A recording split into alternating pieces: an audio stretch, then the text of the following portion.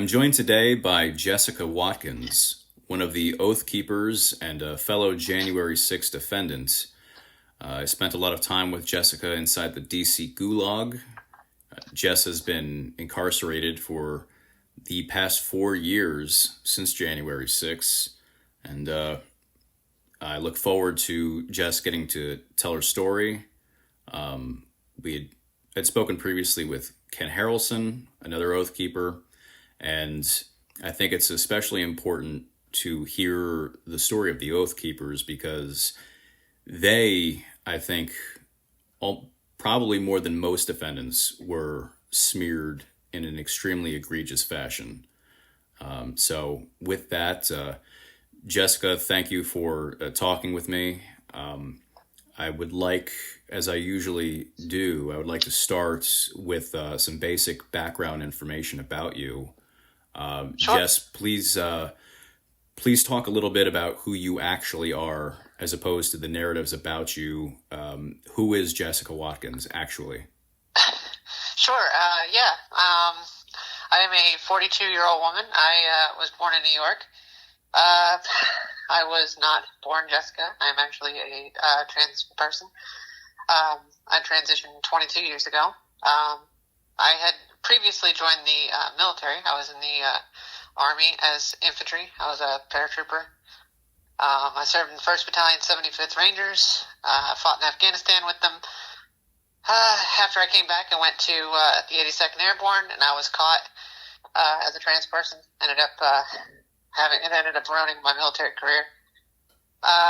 After I got out, I transitioned, and then I joined the fire department. I loved that. I was an EMT and a firefighter, and ultimately,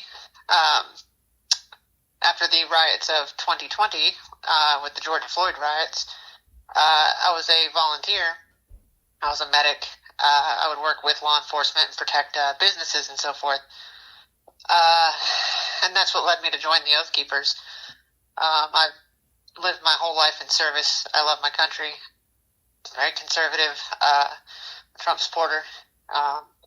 And so when the Trump supporting that, the Stop the Steal riot protests started happening, there was riots where Antifa would show up and they would pepper spray people or, beat little old ladies, burn their flags and things. So the Oath Keepers started going to the Stop the Steal rallies to protect the protesters from the rioters. And that's how I ended up at January 6th. We had a contract to provide security for Roger Stone and congressmen, VIPs, podcasters, and so forth. And so we had a contract to escort them from the White House ellipse, which that's where Trump gave his famous speech on January 6th, to escort them from the ellipse to the Capitol building. And so that's kind of what brought me to the Capitol on January 6th. Okay. Yeah, I think it's very important information because, well, typically what happens is that January 6th defendants are put into a monolith. And so even ignoring the insurrection narrative, the idea is that we all were in DC for the same reasons. I was just there for a speech. I know other people were there to protest, say, COVID lockdowns and COVID policies, but you and the Oath Keepers were specifically in DC to do security. Correct. So that's especially important because the Oath Keepers were framed for seditious conspiracy, and they had basically turned they created a mountain out of a molehill, crafting this narrative of a far-right anti-government militia trying to topple the government, when in reality, the Oath Keepers weren't anti-government at all. They were there actually to maintain order. Quite the opposite, actually. It's not even just making a mountain out of a molehill. It's digging a hole and then using the dirt to create a molehill. Like, there wasn't even a hill to begin with. We actually provided our information to Secret Service for background checks, and we were on a contract. We coordinated with Secret Service when we got there. I mean, who shows up to overthrow the government tells the government exactly who you are? That Exactly. doesn't make sense. Like, we had credentials. Like, we were invited to be there. Right. So Well, then, And we've never been anti-government. We always work with law enforcement, with local EMS, fire departments. You know, we work with the National Guard if they show up. Like, we work with government, not against it. very extreme. The I know, so crazy. So if you could, I mean, so you got into that a little in terms of the contract. You're there for security. Can you take us through the day of January 6th itself? We know the motivation for why the Oath Keepers were actually there. Can you take us through basically Sure. from start to finish? What was the day of January 6th actually like for you? Sure, yeah. It was. Well, we got up at like 5 o'clock in the morning because we had to be at the White House ellipse to get all our credentials and things long before the speeches even began. So we were there. I think it was probably like 6 o'clock in the morning. The sun hadn't even come up yet. It was freezing cold, and so it took us a while. It took us a good hour and a half before we actually got our credentials and got into the ellipse. But when we showed up, the Secret Service were there, and they seen us. We had all our equipment.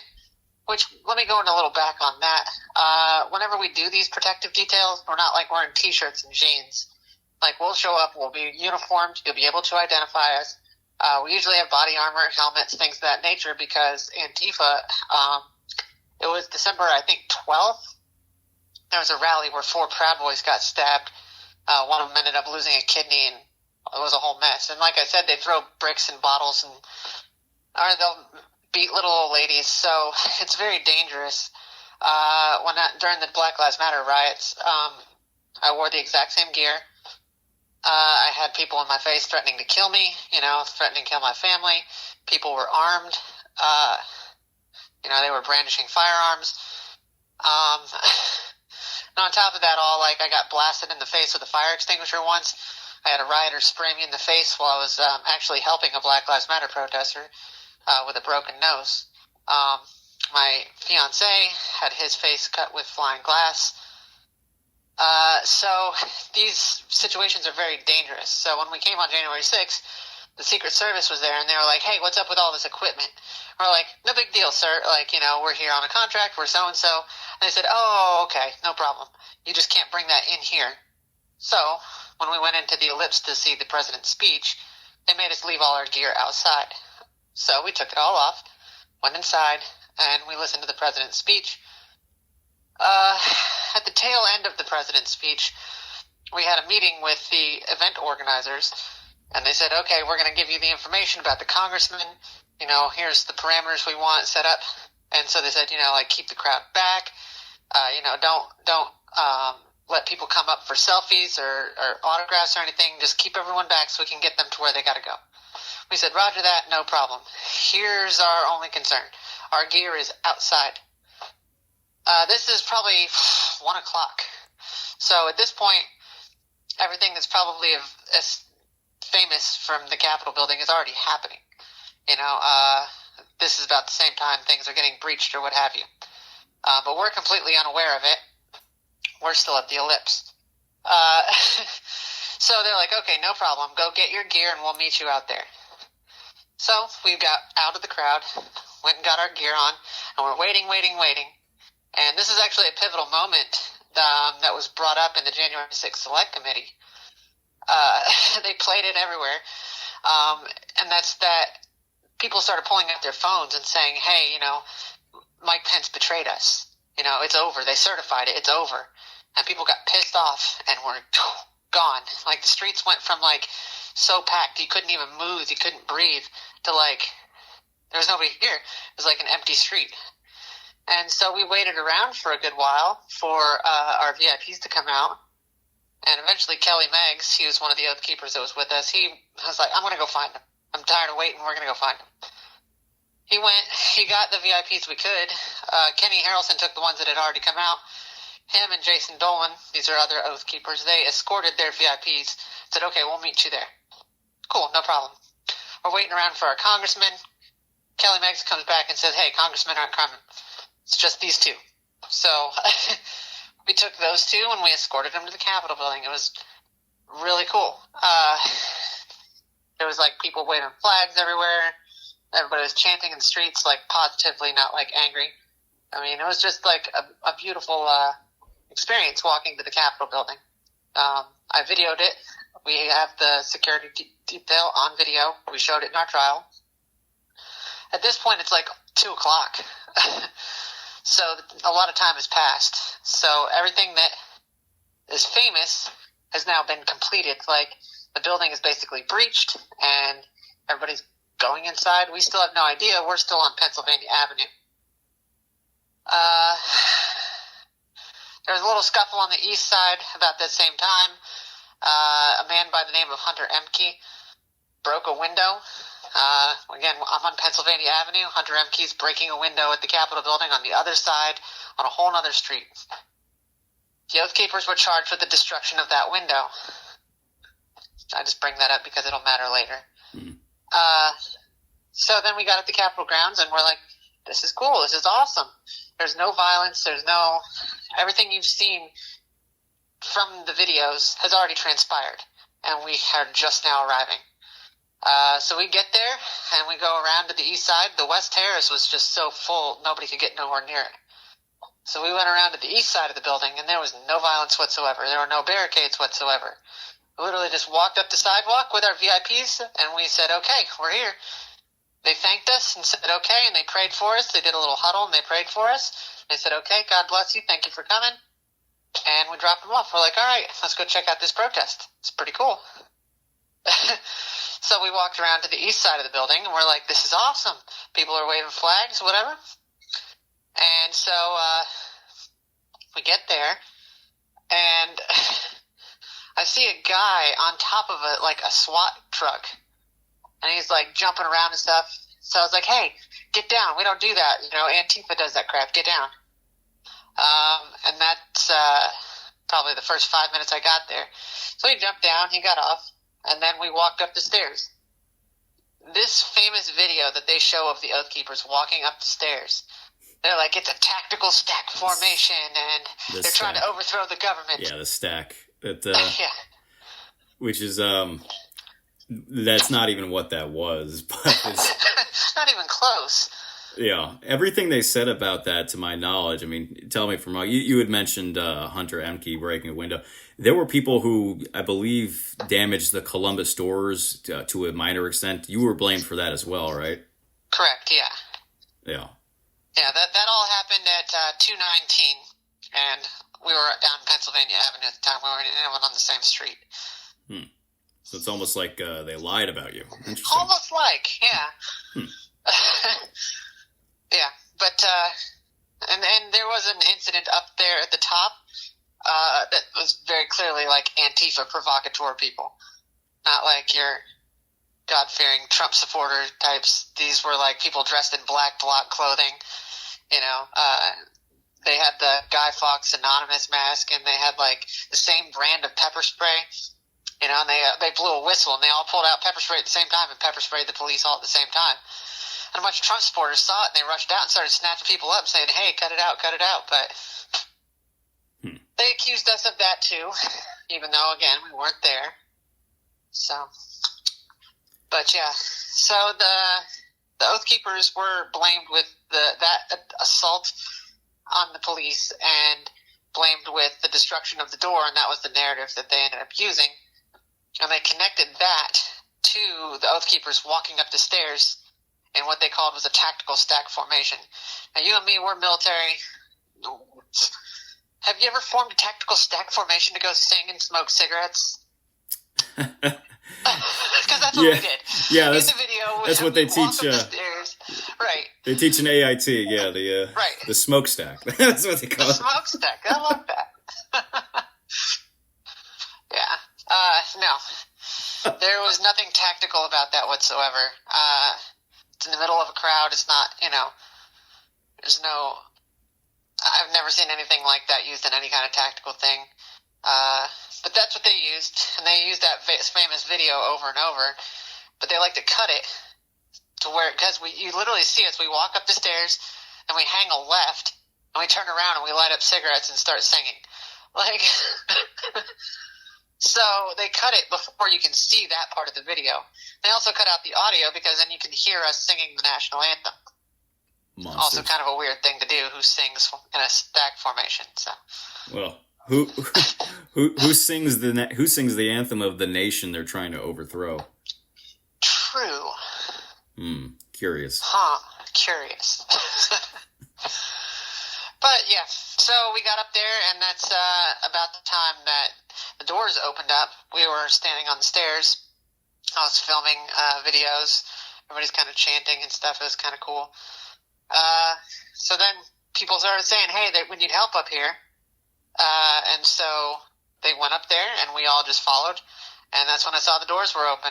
And I was like, very excited. I don't know. It was a very exciting charged moment when everybody was going in there. I didn't get any bad vibes from it. There was no cops kicking people out or no violent clashes or anything. I actually described it in my trial as like a Black Friday moment, which really pissed them off. They did not like that because it was like it was literally like the week before Black Friday. It was like Thanksgiving week. And so that was just the best way I could think to describe it. It's like everybody's trying to go inside of a Walmart like on Black Friday. Like nobody's mad or anything. Everybody's just kind of like wants to make sure they get their foot to the door so they could brag about it later, you know, like... You gotta get me a flat screen. Right. I gotta go get me a flat screen. In fact, that's exactly what one of the prosecutors said, like, in the closing arguments. They're like, it was like Black Friday, and they just need to go in there and nab them a flat screen. Like... anyway. But, yeah, so that's how we ended up at the Capitol. They ended up turning that into, like, this huge narrative of... I don't know, sedition. Still don't see it, but all right. And then we went inside, and we kind of were like vomited in there, like because the crowd was like pushing us forward. They're like beating us on the back and saying, "Hey, Oath Keepers, Oath Keepers." And I don't know. We kind of felt like rock stars, you know. So, you know, I was like, you can see me on video. I'm just kind of like laughing. I'm like, you know, doing my classic little peace sign, and you know, like this is cool, man. And then we got thrown into the Capitol building by the crowd, more or less, and started checking out paintings. Like I was like, "This is awesome! Like, check this out." And I was in there for maybe 2-3 minutes, and I was wandering down this like little hallway area that's right off the rotunda, and I heard glass breaking, and I immediately like turned and I started running. I was like, "Hey, cut it! I don't know if you want me cussing on your." Thing, but I don't care at all. Okay. So my verbatim words were, this is the people's house. This is the taxpayers' house. This is my fucking house. If you're going to fuck it up, I'm going to fuck you up. So that's a verbatim quote what I said. Person took off running and said, I'm sorry. All of this was captured on video. Which is a really weird thing to do if you're there to destroy government property and overthrow the government, is to protect the Capitol, but that's fine.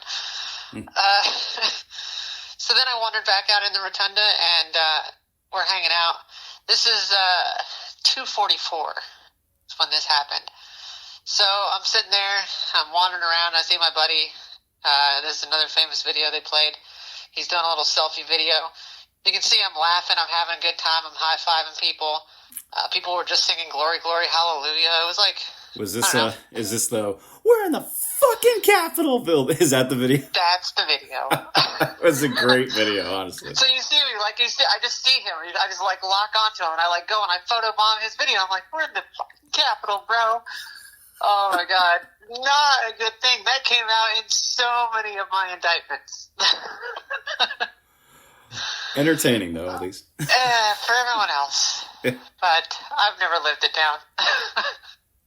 Well, I mean, I don't know. I mean, you said you felt like rock stars. Yeah. Pete Schwartz always used to say the Proud Boys were like juggalos in body armor. So what does that make the Oath Keepers?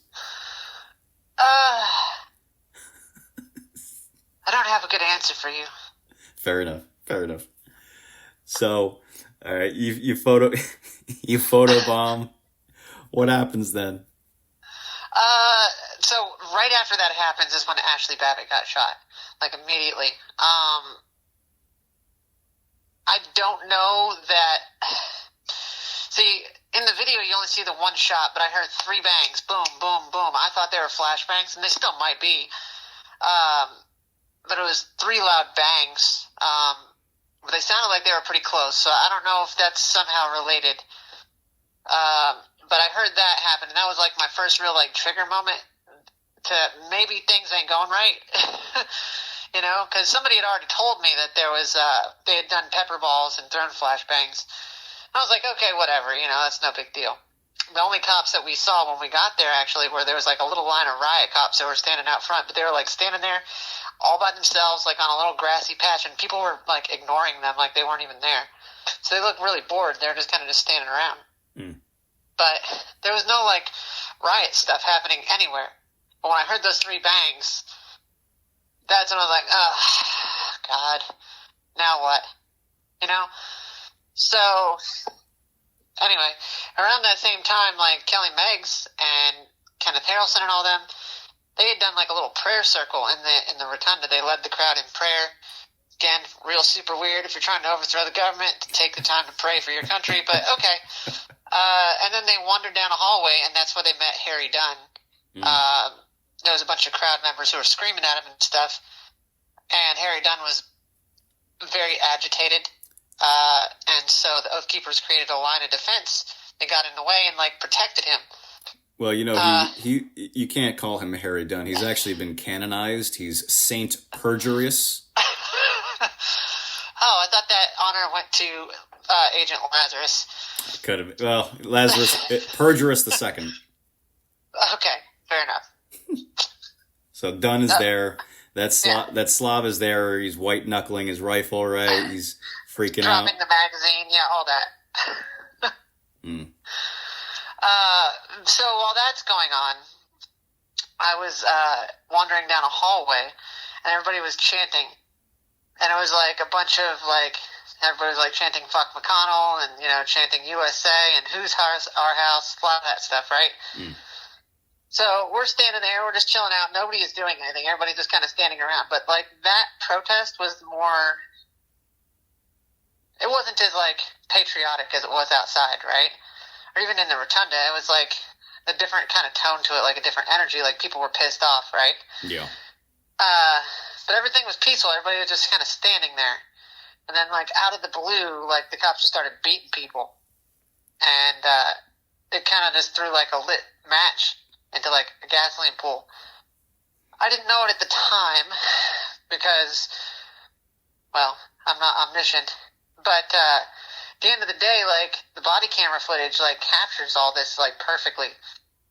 There's a lady playing a tambourine, and she's sitting there playing it and like talking to the police officers in their riot line, telling her about how like she was in 9/11 and how her training officer died when the towers came down and all this stuff. And in the video, like the cops just like stop what they're doing and just start beating people. Like it was just the craziest thing. There was nothing that provoked it whatsoever. When that happened, I was in the middle of this crowd. I mean, there was probably 100, 200 people between me and the officers, and then another 100, 200 behind me. So I'm like smack in the middle of this like big crowd. Well, the crowd just like surged forward behind me, just kind of like mashed everyone forward. So before January 6th, I had a broken arm and I had broken ribs. I had a foundation wall collapse on me. So I was in a lot of pain when they smashed forward. You can hear me screaming like, I can't breathe, I can't move. Like, you hear me screaming because I was in like crazy amounts of pain. But it went on for a good minute and a half, and eventually ended up telling people, push, just push, go, get in there.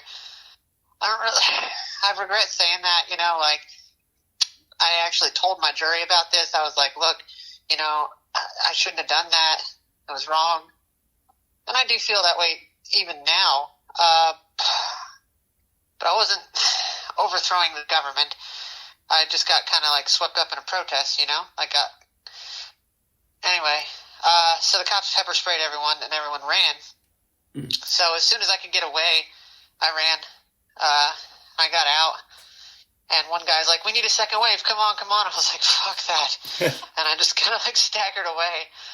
And then, someone else came up to me and they're like, how's it feel to take one for your country? And I'm like, it feels great, bro, or something like that. And, but at this point I got like pepper spray in my eyes and stuff, right? And like when we were getting crushed, like you couldn't breathe. Like it was like a stampede situation. Nobody could move. Donovan Crowell, who's one of my co-defendants, he looked at me, he said, Cap, I didn't come here, that was my nickname, was Cap. He said, Cap, I didn't come here to tangle with cops. And I said, no shit, me either, but I can't move. He said, I can't move either. And we just kind of like were pinned in there. Yeah. Well, when I got away, I got separated. I couldn't find him because I just ran as soon as I could get away. And so I came across these two cops, and the one cop was like waving me down the stairs, which I hadn't gone downstairs, so I don't even know what was down there. So I started going down, and I was like, wait, I don't know where my friend is. Can I go find my friend? And the officer's like, yeah, no problem. Go find him and come right back. So I went and grabbed Donovan. I came back, and her partner was there. And I was like, hey, and then he was like, no, don't come this way. Go into the rotunda. Pointed it back into the rotunda. I said, okay. So we went in there, and a bunch of people from the pepper spray incident were all kind of staggering back into rotunda. And one of them was one of our co-defendants. His last name is Isaacs, William Isaacs. He had gotten pepper sprayed kind of bad, and so he was sitting on the bench. But I didn't see anybody I recognized because I guess either they were still dealing with Harry Dunn or they had left the building, but there was nobody in the rotunda I recognized. So I told Donovan, I said, stay here. I'm going to go do a lap and see if I can't find people. I went and did a lap, couldn't find anyone. Came back. Sandy Parker, who's one of my co-defendants, she was kind of cleaning out Isaac's face from the pepper spray. And I was like, okay, well, we'll just wait for him to recover and we'll leave. So we're just sitting there chatting with protesters, whatever. Something else they made a big deal about in trial. I seen a guy who was walking by smoking weed, went and took a hit off the joint, and I came back, and Isaacs had started to go downhill, right? Like he had asthma, so like the pepper spray was really messing with him. So I put him on my shoulders and dragged him to the cops. I asked the cop, and I was like, hey, this guy's having a problem. How do we get out of here? Cop points towards the door, and we leave. I dragged Isaacs out of the building. We got outside, and the crowd is still out there. We go, and we drag Isaacs over by these riot cops that were standing there, and we kind of set up a triage, and we were set up like a little casualty collection point, and just started treating people, because I was completely like medic head to toe, right? So like people knew I was a medic, so they just kept bringing us people. So we just jumped right in, started treating people. After Isaacs recovered, I had another patient who had severe COPD, and he was passing out, like he was unconscious in and out. So on camera, I threw him on my shoulders and dragged him to the ambulances. Came back, and that was when the curfew order came out. My phone buzzed, and I got the curfew order. One of my co-defendants was missing, Benny Parker, Sandy's wife, or husband, excuse me. I was like, man, I can't find my guy. Curfew order, what are we doing? And so Kelly was like, well, we're here talking about the protest, not us, but the protest. He said, we're here, like, I was like, well, there's a curfew order, we got to go. He's like, well, I mean, we can come back tomorrow and protest every day if we have to. So we left. That was it. So you left, you leave the area, you leave the Capitol grounds, there's the curfew in place. So if you could, maybe this is not pertinent. Yeah, I recall they made a big deal about this supposed rapid response team. Oh my God! When you guys leave, you go to your hotels and all that. For those that aren't familiar, can you explain the situation with there being this supposed stash, this cache of weapons? You go to overthrow the government allegedly, but you don't bring your weapons. Like, what's the situation with that? Okay, so for every single protest, 100% of the time, we set up what's called a QRF. Now, it's a quick reaction force. The QRF is sometimes it has guns, sometimes it doesn't. Sometimes it brings food, sometimes it brings people, sometimes it's just evac. They come and they pick you up and they drive you back to wherever you're going. So it's basically just like a backup function, right? Like, it's just there to help people or to, if you need guns, like in Louisville, Kentucky, we had armed guys that came to us because Black Lives Matter swarmed on us. They were throwing Molotov cocktails at gas stations. So, like, people with weapons and with fire extinguishers and stuff showed up and, like, started extinguishing fires. So sometimes the QRF is like that, right? Where it's very much like a don't fuck around kind of deal. But that's because it's lawful to do that there. So every time we go and do a protest, we check local laws. We have a liaison in local law enforcement that we'll communicate with, and we'll say, okay, we're here to do this function. What can we legally do? And they'll tell us, and we obey that to the letter. We did the same thing for January 6th. We had a police liaison with Metropolitan Police Department. The lieutenant said, okay, what's the laws? He said, okay, don't bring this, don't bring that, don't do this, don't do that. You can have this, you can have that. So, like, things like pepper spray, cool, you can have that. Things like a taser, not so much, can't have that. So it's very, like, nuanced on what the rules were. We double-check with law enforcement before we come. So in that instance, the QRF was not armed. Okay, because DC guns are illegal. But the whole plan was to have, when I say plan, I'm talking about like standard operating procedure. It's just to have somebody who can come pick you up. So if, for instance, we had to take the metro, we can have somebody who pick you up from the metro station.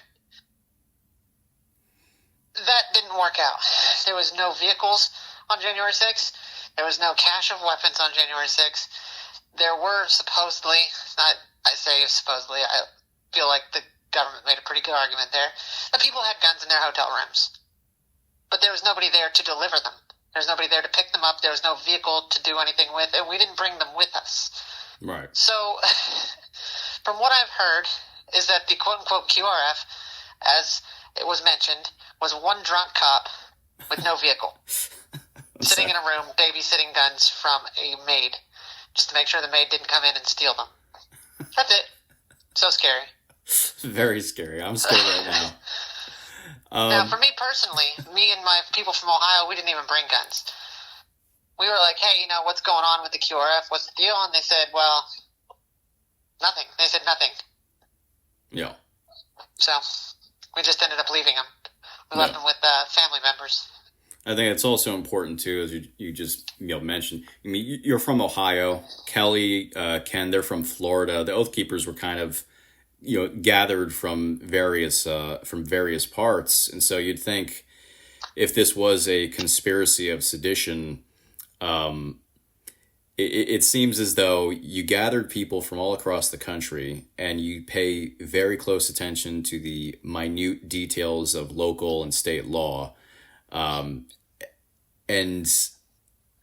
if there's that much attention to detail, you'd think that there would be more evidence of an actual plot or coordination to actually commit the supposed sedition. And yet, much like most people that day, there may have been a few people who had firearms. They predominantly were not brandished, and there was, it just seems like if there was an attempt to commit sedition, you would have intentionally ignored the local laws and brought those firearms. If they were there, then they would have been brought and used, but yet they were deliberately left behind. It just seems kind of... And nobody requested them either. Like, we had, like, a chat room and stuff, and nobody's like, hey, I need them guns now. We overrun the Capitol. Like, none of that happened. Right. And it's just interesting because at the same time, it was not only an insurrection narrative, it was an armed insurrection. Meanwhile, the predominant arms were flagpoles and, mace. Sure. You can continue on from when you left DC, but if you want to also pick up from there, what happens after you leave, really? So, like, what is life for you like from the time you leave Capitol grounds to the time you're picked up? What's going through your head? Sure. I just want to say also, I've seen MPD video of you guys getting stopped on the sidewalk and showing identification and stuff like that, and they let you leave. Right? Yeah, 100%. Actually, let me circle back before we leave the whole there was no plan narrative. The prosecution knew there was no plan because they said as much in emails. They said, hey, we've got all your chats. There's no indication that you ever plan to breach the Capitol. Yet, and this is a direct email from the Department of Justice prosecutors. Right. It's actually on my Twitter. You can go pull that up. You can actually read his own words. But they said there was in the indictments. They said there was in the media. They said there was in the January 6th Select Committee. And they said there was in trial. They said, since as early as November 3rd, they were plotting to overthrow the peaceful transfer of power in order to keep Trump in office. Nothing like that was ever said at any point by any one of us. We were all strangers from different states. And every single time we talked on chat, it was professional. It was to the point. It was talking about, resources and our police liaison, for example. We weren't talking about the election at all. In fact, I did a search of our entire chat thread, and the election was mentioned 0 times. The certification was mentioned 0 times. The Capitol building was mentioned 0 times. But we talked about Black Lives Matter, I think, 36 times. We talked about Antifa, 48. We talked about congressmen, dozens of times. All of it was clear to the prosecution, to the FBI, and to us that there was no plan, and yet they went forward with this narrative anyway. But I'm sorry, not to digress, but it's something that's very frustrating to me because they knew it and they lied anyway. Yeah. Yeah, they made it, and that's kind of the definition of malicious prosecution. 100%. Yeah, they knew it was a lie, and they still went forward with the prosecution for whatever reason. Probably, obviously there's the political, the political aspect to it. And which, interesting enough, our trial happened during the midterms. So they were propping us up and using videos of us all the way through the midterms and campaign ads. They had videos of the Oath Keepers and stuff talking about 5 police officers died, right. And showing that quote stack video. Yeah, I want to bring this up too in a future, talk. Really, if I can get all the Oath Keepers together to talk about the trial, but it was especially egregious to me when we're in the DC Gulag later on. We'll get to that as well. And they're doing those January 6th special committee hearings. They're dropping your names nonstop, and so that just goes further during our trial. Yeah. In fact, it was during the opening days of trial. Liz Cheney called an emergency hearing. There was no new information. There was no emergency. The emergency was the Oath Keeper trial had begun, and so they called me by name, Kelly Meggs by name, Stuart Rhodes by name, Kenneth Harrelson by name. Right. And while they were doing that, our butts are literally sitting in chairs in a courtroom. So the January 6th Select Committee deliberately stepped in and attempted to taint our jury. Not only, full stop. Absolutely. And keep in mind, too, DC, the very nature of January 6th, DC was already prejudiced against January 6th defendants. But then with those committee hearings, I recall they put up basically large screens throughout DC so people could watch all that. Right. They were 100% attempting to prejudice any potential jury you had. 100%. Yeah. So going from there, from that point, what happens when you leave? You get picked up eventually, but how does that go down? Do you turn yourself in? Do you get raided? How long does it take for that to happen? What's the period like after January 6th? Sure. Well, like you said, we got stopped on the way out. The cops had shut down D.C. by that point. By the time the curfew had come out, they had started barricading everything off. And they funneled all of the protesters who were leaving the Capitol down 14th Street. So basically you go along the Capitol Mall, you're going down Pennsylvania Avenue, and then they blockaded it off before you hit the White House. And 14th Street is a few blocks up from the White House. So they started funneling everybody down 14th, and that's where we were stopped by the officers. They stopped us, and they said, "Hey, stop, you're being detained." I said, "Okay, yeah, no problem." We just kind of immediately relaxed and just waited for them to finish. They asked for our ID and things. I actually didn't have my ID, so I gave them my information. I said, "Okay, yeah, no, my phone number is XYZ. I don't have my driver's license on me because I didn't have my wallet with me. I left it in the hotel room." And I said, "But look, here's where I live." And I gave them the address to where I lived. If you pull my ID, you'll see it's actually to my parents' house. But I gave them the address to where the raid actually occurred. So I told them, I was like, hey, if you need anything, I'm happy to answer your questions. I was very cordial with them. And then when they left, they said, okay, that's it. We're good. Have a great day. I said, all right, thank you. God bless you for your service. I gave the cop a fist bump when I said that, and they let us go. We left there, and the cops were funneling everybody down 14th Street. And then you couldn't go down. You couldn't take a left, which that was the direction my GPS was trying to take me for to get to our car. I said, okay. So, we kept going down further and further down 14th. Well, the cops funneled everybody down, I think it was I Street or M Street. I forget which one it was. But it was like a little crossroad, right? And there were some cops on bicycles there, and they seen all the crowd coming. They got on their bikes and they rode away. And so all the crowd got funneled down this street. And we were kind of at the front of that crowd. And as soon as we got down there, it started it was real creepy. It was smelled real bad, like urine. There was a lot of homeless people around, drunk, acting weird. And so we're walking down the street, and I look to the left, and I see, big yellow letters on the streets. And I looked the other direction, and it said Lives Matter. I was like, ooh. So the cops funneled the entire crowd into Black Lives Matter Plaza. So I was like, ooh, guys, we are in a very not good place right now. Because at this point, there's just the four of us, and two of them are elderly.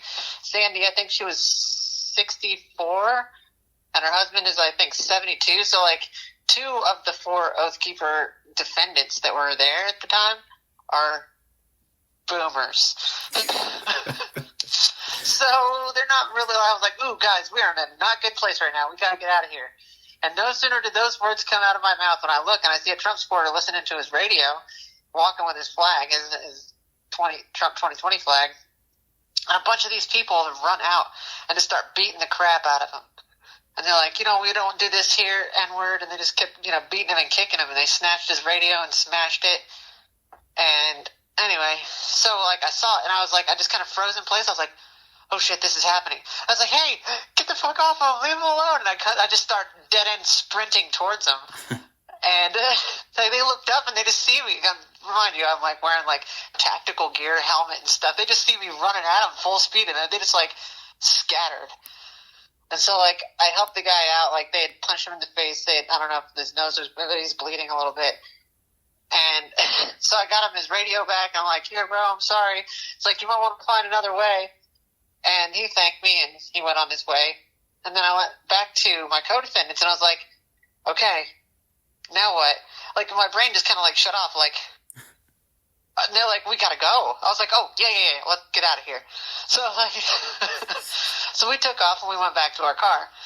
And I was at this point, I'm riding a crazy high. I feel super good. I'm bragging about it. At this point, I'm already on, my phone. I'm just we did it,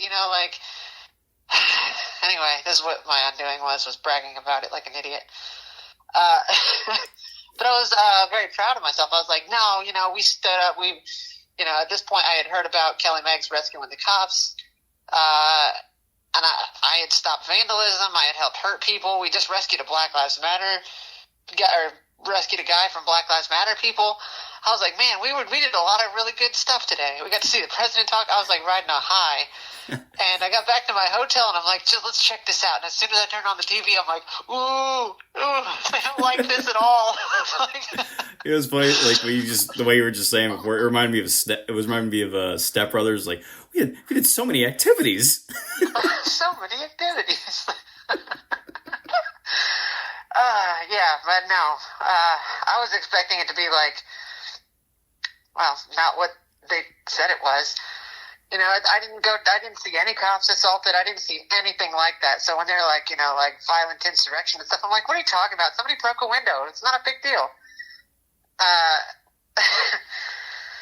Yeah. So the next morning I was really freaked out. I was super sketched out. I'm like, ooh, this ain't good at all. And they're talking about people who violently entered the Capitol building and stuff. I was like, damn, dude, I don't know. I was all freaked out. But I don't know.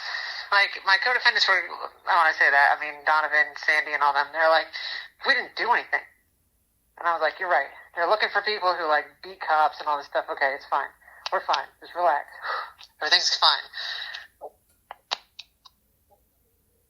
Went to Donovan's family, picked up our guns, and then went to Ohio. But we went back to Ohio, and I was like, this might not be so bad.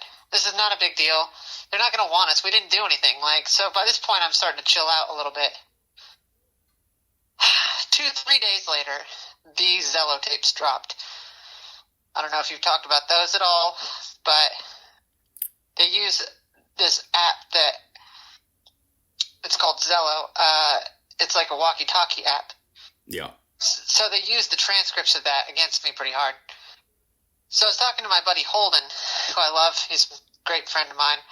I was talking to him on this walkie-talkie app, and I was kind of just like updating him on like where we were throughout the day. There's a quote from the Zello app that they used over and over everywhere. That's when I said we're sticking together and we're sticking to the plan. And when I said that, I was at the White House Ellipse, time-stamped on camera, all of these things. We were in the middle of escorting people to the Capitol building to give speeches. But they used that little phrase to make it seem like there was some overarching plan to overthrow the Capitol or something, even though they knew that's not the case. Yeah, well, I've noticed too, and I looked through,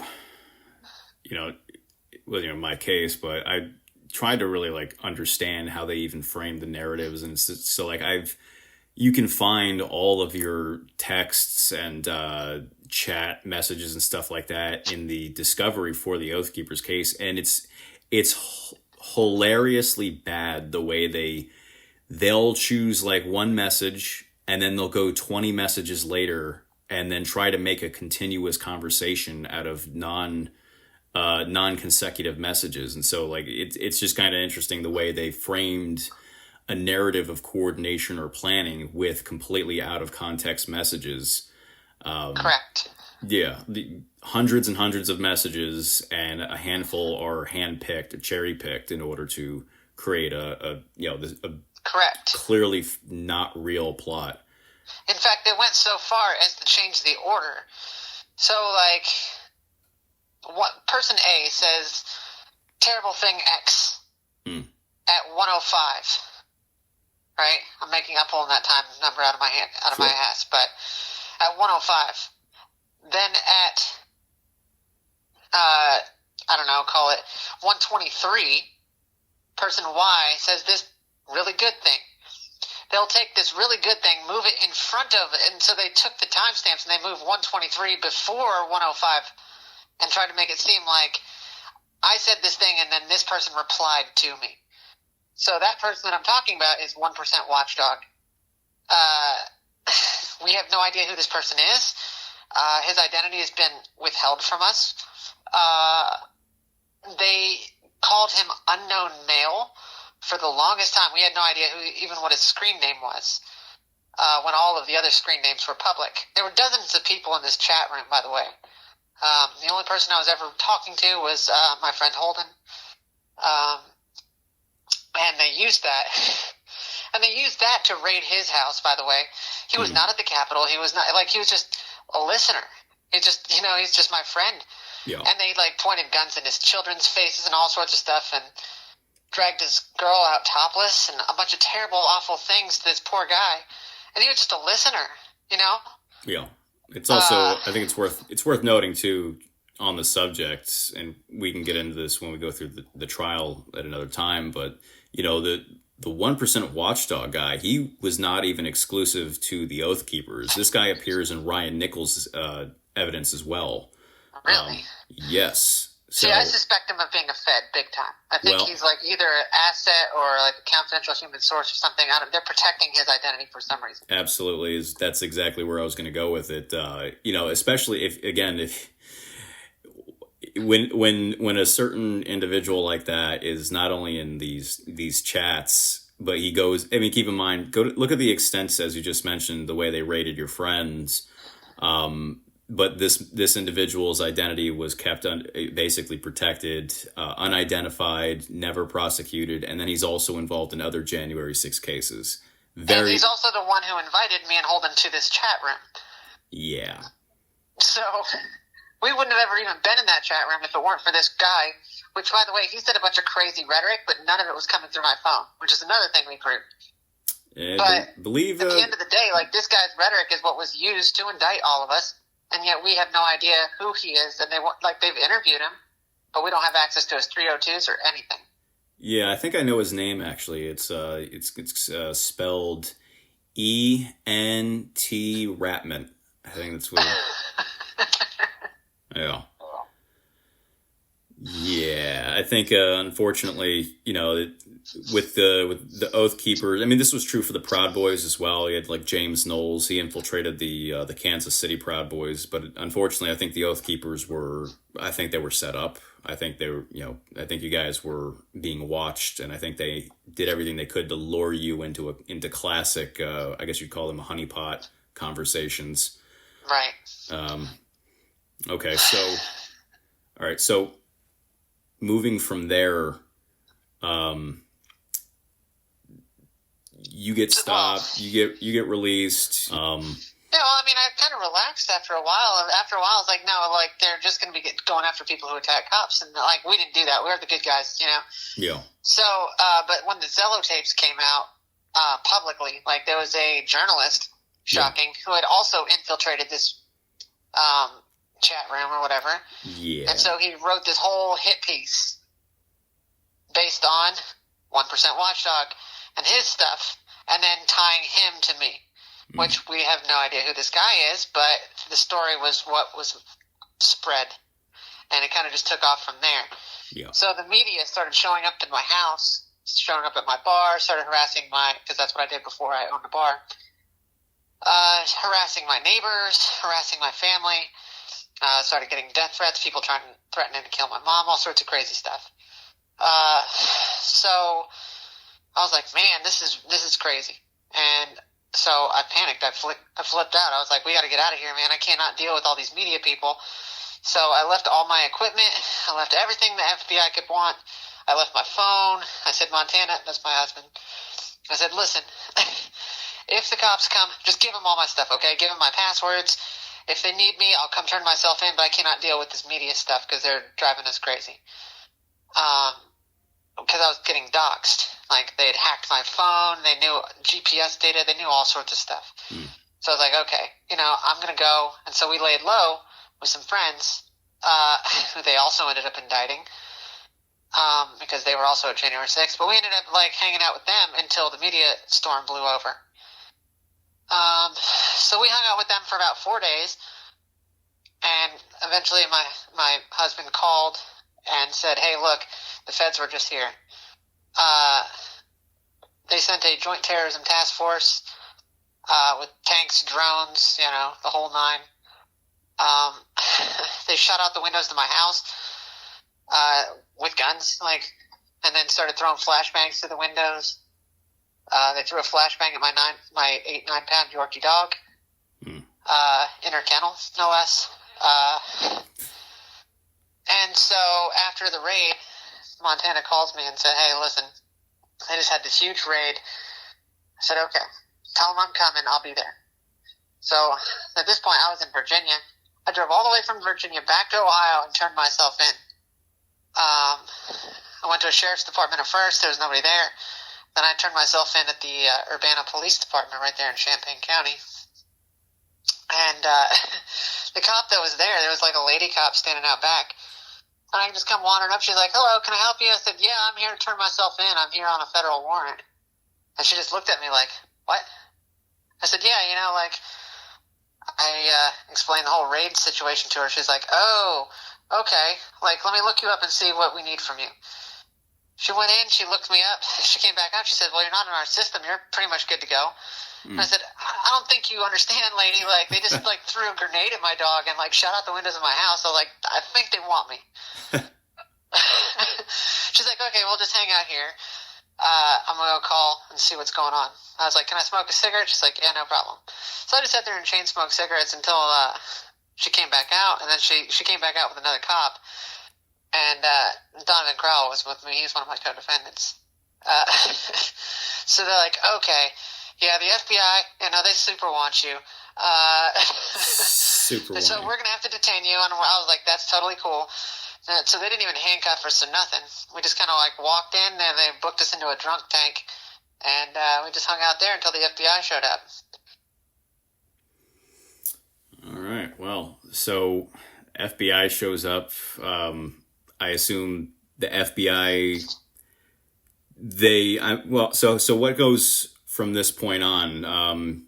Do you get like a bail hearing? Do they detain you and question you, or did the marshals come and get you? No, it was just FBI guys. They showed up, and they're like, hey, we just want to get a statement from you. I said, yeah, I don't really think that's a good idea. I've got an attorney or anything. I said, no problem. They handcuffed us.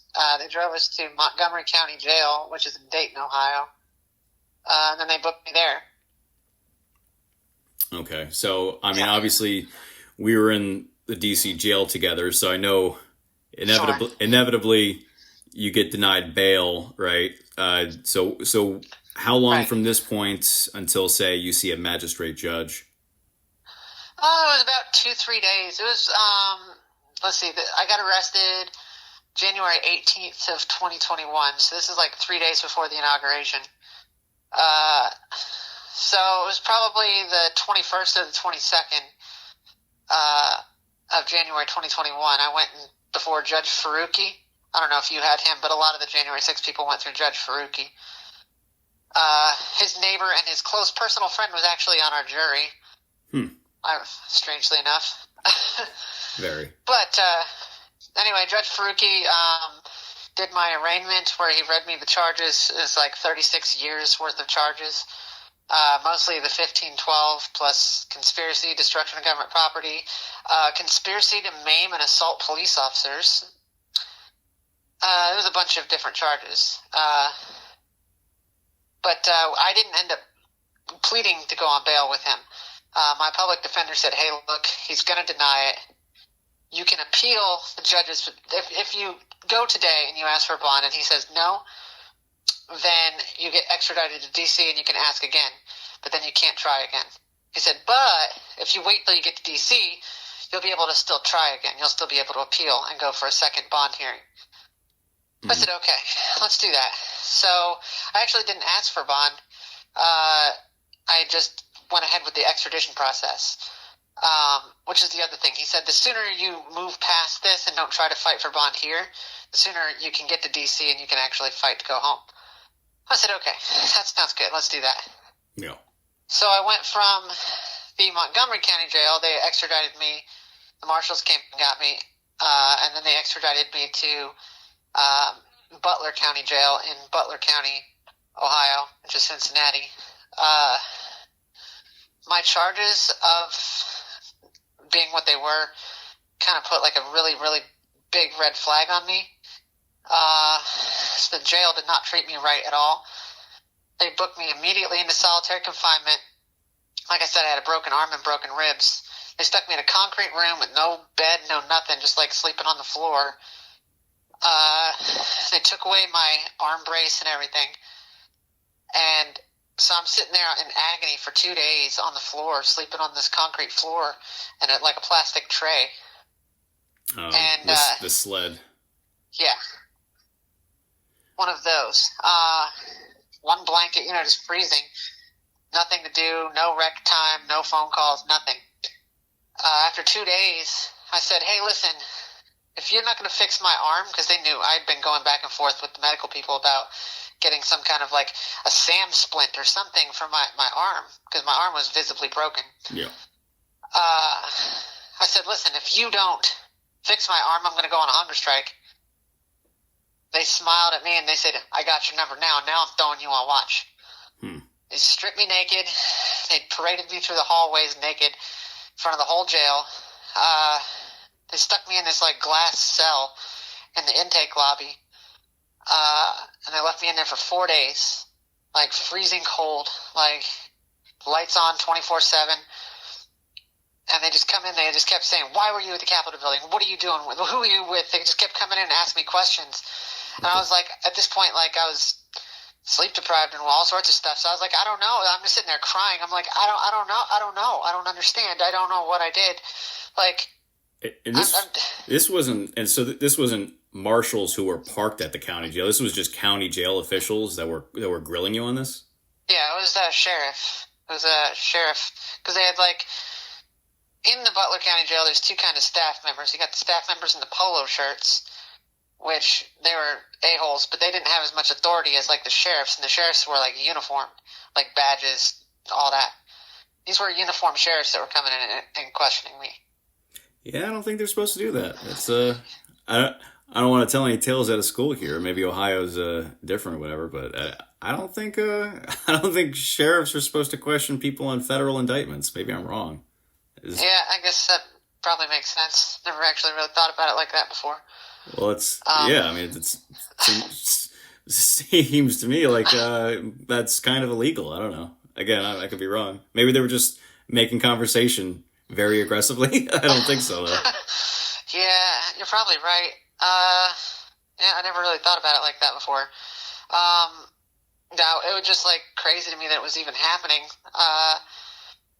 It was, well, see, that's the thing is I was on suicide watch, so that's what they call it, watch. They put me on suicide watch. Yeah. And it was like to the point where I was like desperate to get out of there. I'm literally buck naked. I have no clothes. They're supposed to give you a turtle suit. It's like this like canvas dress thing they put you in. They didn't even give me that. I had one half of one turtle suit, like, because it held together with Velcro. I only had one half of it, and I was kind of using it as a mattress. But, like, there was no clothes. So I'm literally just, like, anytime I have to get up and pee or get my food or whatever, I'm just buck naked in front of God and the world. And, like, every time they book people into the jail, they bring you past this booth. So everybody's just, like, looking in at me and staring at me. It was crazy. Yeah. But I would get on the floor, and they would give you baby carrots instead of, like, whatever. They gave you baby carrots. And so I was chewing up baby carrots and writing, "I'm not suicidal" on the floor in front of the camera. And the cops would come in, and they'd kick all the carrots away, and I'd just, like, get back on the floor, and I'd rewrite the "I'm not suicidal" on the floor. And after 4 days of this, and I know it was 4 days because I counted meals, because you don't see the sun, you don't see anything. It's just the jail lights, but you can count meals and you can figure out how long you're there. So after 4 days of this, they finally said, "Okay, we're sending you back to your cell. Do you want a shower?" This is the first shower. By this point, I've been locked up for 2 weeks. This is the first shower I've had since I've been locked up. I was like, yes, please. I desperately want a shower. It's only a 5-minute shower, and it was cold, but I mean, God, I needed it. Yeah. Now, like, as soon as I came out, the sheriff was there. One of the sheriff deputies is like, "Do you want to make a phone call?" I said, "Yes, please, can I make a phone call?" I called Montana. I told him, I was like, "They're torturing me here. You don't understand. They tortured me." Like, then I explained the whole situation to him. And he was so mad. But he was like, "Listen, I got good news for you. A couple hours ago, the grand jury just tossed out your charges of conspiracy to assault and maim cops." And that's right then, it was like a lightning bolt. Like, that's why I was in there. That's why they were doing this to me. That's why, like, 'cause they thought, like, I conspired to go fuck cops up, right? Yeah. And as soon as the grand jury threw my charges out, all of a sudden I'm free to go. I can go back to my terrible concrete cell with clothes on my body, and I get a shower. Like, I 100% believe that they did that to me because they thought I had actually hurt a cop. Well, I mean, again, like this is probably the first time you're thinking about this, but it's possible that they were doing that to compel you to confess to it, potentially. Potentially, I suppose that's also true. Yeah. Yeah. Just thinking about it, though, you know, I'm sure there was an element of it of retaliation or whatever, but I think there's it's possible they were doing that hoping to get something out of you, and then of course they couldn't get it because you had nothing to give them, and then they maybe, again, I don't know how the grand jury works exactly in that circumstance, but maybe they were hoping to give something to prosecutors and they just never got it. I guess guess that's also a possibility. I mean, it's hard when you're in that situation to even, like, comprehend. Like, this is, I mean, like, this is your first time and only time anything with the law, too. So, like, you don't really know how nothing works when you first get arrested. You don't understand motions or this hearing or that briefing or this court briefing. I don't understand none of this language. Like, you hear the words like arraignment and stuff, and it's just kind of like, oh yeah, that's legal stuff from Law and Order or whatever, CSI or something. Dun, dun. Right. like when you're in it, you're like, man, I don't understand any of this. And so, like, when you're going through a lot of these motions, it's just kind of like sink or swim, right? I mean, yeah. And you got, so you got, all right. So they tossed that out. You're still on that county jail. Where do you go from this point? So they put me on Con Air. They flew me from there to Shady Grady. Again, I already said, like, I'm a trans person. So they put me in solitary confinement with another person like me. And then I was in there with her for about, I don't know, a week. And they flew me out. And this is when I met my first J6er, actually. It was Joshua Black. They flew me out to Northern Neck. We went from Northern Neck to the DC jail. That's where I met you. Do you know what day did you get? Because I know you came in relatively soon after I showed up. I quarantined because they gave me a false positive. I think it was so they could put me in a COVID ward with Mike Lanham, that chomo that was in there with us. Oh God, right. And then guy. Then they put us in Gen Pop, and then he was my cellmate in a protective custody cell in the Gen Pop cell. He was my cellie. I came to C2B. I never went to C2A. I just came straight to C2B from there, and then Lanham followed me after that somehow. See, that's funny actually, because they said C2A was the quarantine pod. Yeah, but not for me. No, I was in a medical unit, and again, I didn't have COVID, or at least I didn't feel like I had COVID. They just swabbed my nose. It was me, Lang, and Curgio. We came together with that chomo. And another chomo, actually. And me and Lanham tested for COVID somehow. And then they took us to a medical unit. And then after a week or so, they were like, okay, well, you have no symptoms. And then they put us together in Gen Pop, and then they immediately... So they brought you up to Medical 68. Yeah, it was like all the walls were blue. Yep, that's the one. Yep. Yeah. So I never went to A, but I know maybe a few weeks after I showed up, you were in the wave after that. So I got booked into the DC jail on February 10th, 2021. Okay. Yeah, I was February 3rd. So you you're like a week before me then. Yeah, so you get booked, but you go to A, right? And so how long? Yeah, they brought us to A first. How long were you in A? Just 2 weeks. Okay. So 2 weeks. You said you were on Con Air with Joshua Black, who got shot in the face. Yeah, him, Daniel Adams. Let's see, it was Doug Jensen was there. There's a few of us. There's probably like 6, maybe 8 J6ers. In A, you said, right? Oh, well, on our Con Air trip to the DC jail, the 6 or 8 of us booked in all at the same time. Okay. And then they brought us up to C2A, yeah. When they brought us up, though, they separated Joshua Black and took him to a medical unit because he had diabetes and stuff, and his face is still all shot up from where the cops shot him in the face with the rubber bullet. Yeah, I've heard. Yeah, he wasn't getting proper treatment, and they kind of waited until that point to do anything. So he gets moved to medical. So everybody you never saw him again. Yeah, he would get released, I believe. But so everybody else that was with you on Con Air, you all end up in C2A. Yep. And then about 2 weeks after that, you end up in C2B. Does everyone else come with you? Yep.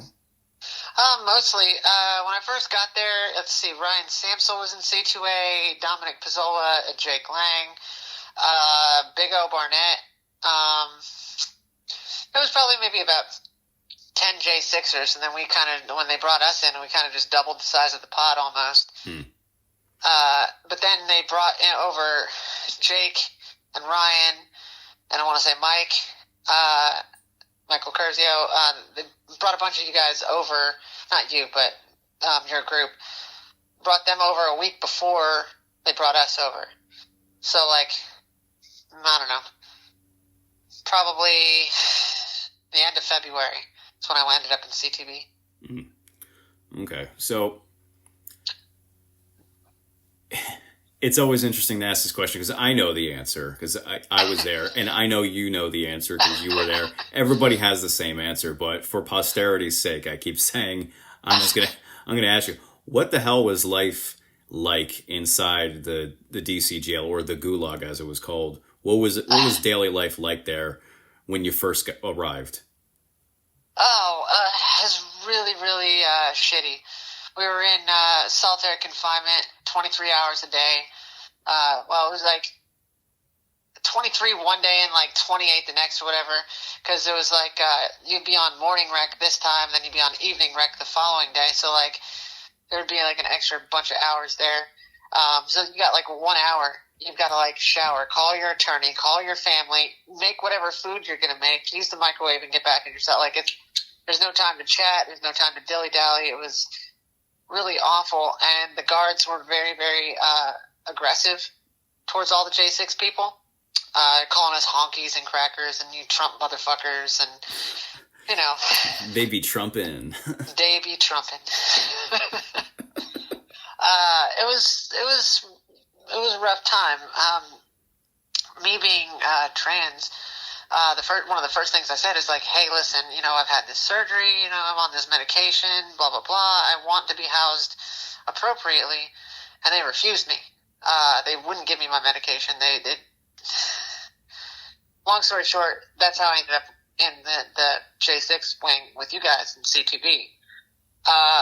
But then when I was in CTB, they wouldn't let me shower at the same time as y'all. But then they wouldn't let me out to shower later either. So there was like long periods of time where like I was cleaning myself in my sink in my cell. Because they wouldn't let me shower. And I would ask, and they're like, okay, you can ask the next rec officer. I'm not doing it. The next officer coming in will let you. Then I'd ask them, and they'd have the same answer. It'll be the next officer. So I'd go sometimes days, you know, like without actually being able to shower. Not proper. I mean, taking a horse bath in my sink. Yeah. It was rough. You were in solitary. You know, I know that inevitably it would increase from 1 hour out to 2, and then eventually about maybe 5 or 5.5, depending on the day. Yeah. Did the conditions in the jail overall improve, and if so, how long did that take? How much did it improve? You know, there are so many different things, you know, we could discuss. I mean, not that it applies equally to everybody, but you know, I know religious services were denied. Medical care was almost non-existent. The food was. I mean, you remember them bologna sandwiches where like they would leave them out for like 6 hours and it would turn green with mold, and like you're like, how did this get moldy so fast? Like that doesn't even make sense. Yeah, the bologna every day, all day.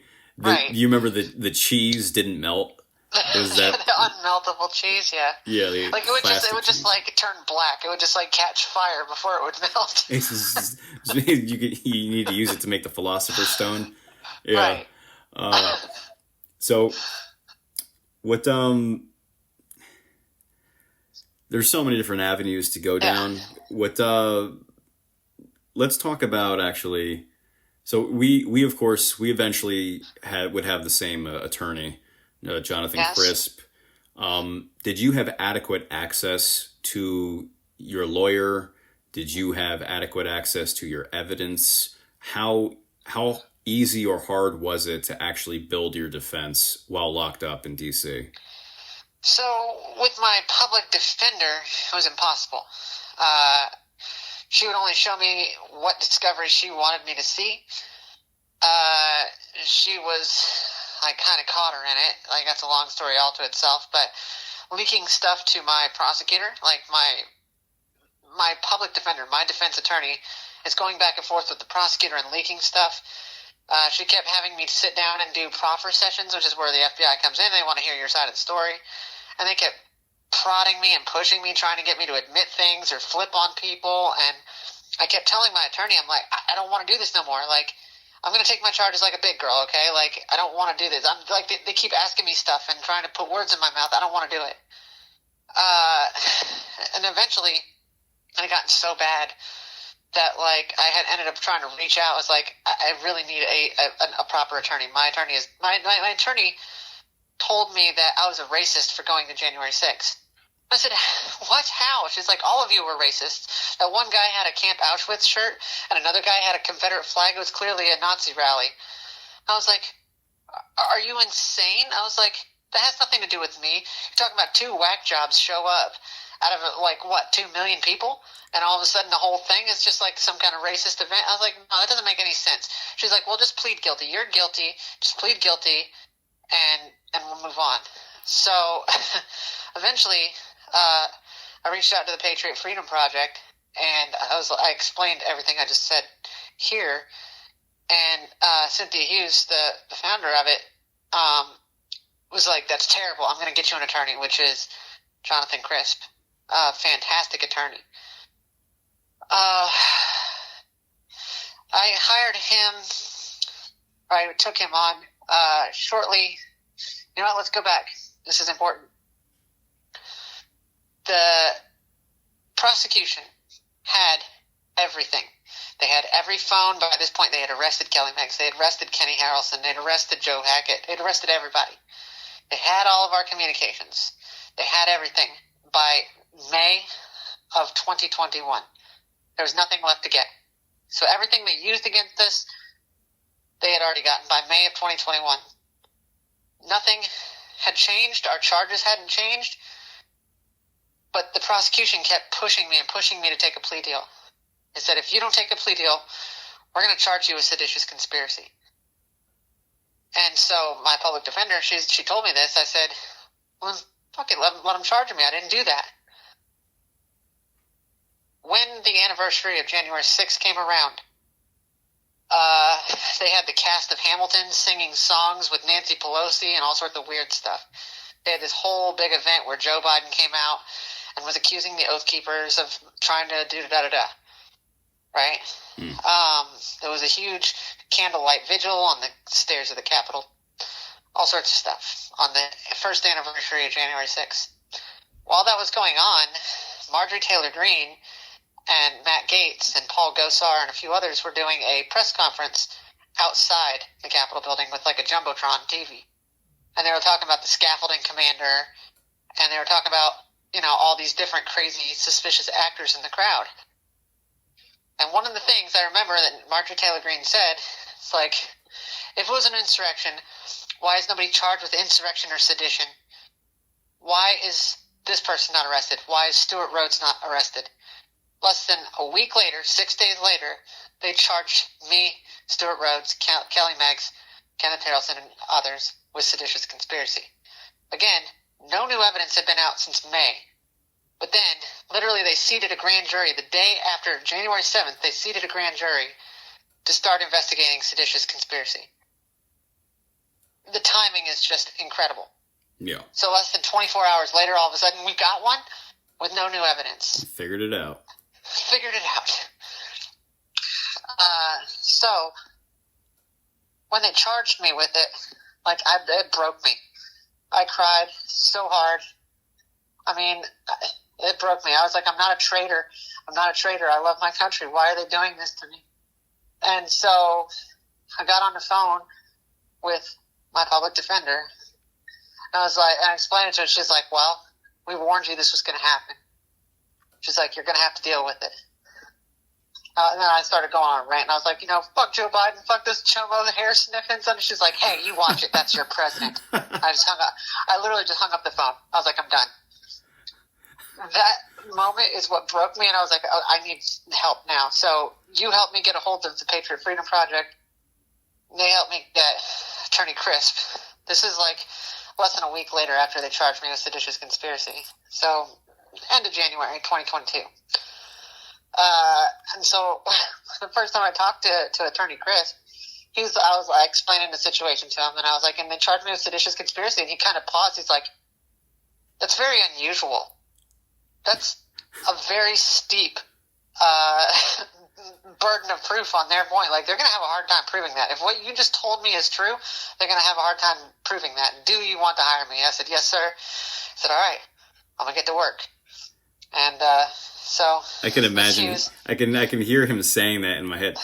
That's very unusual. That's very unusual.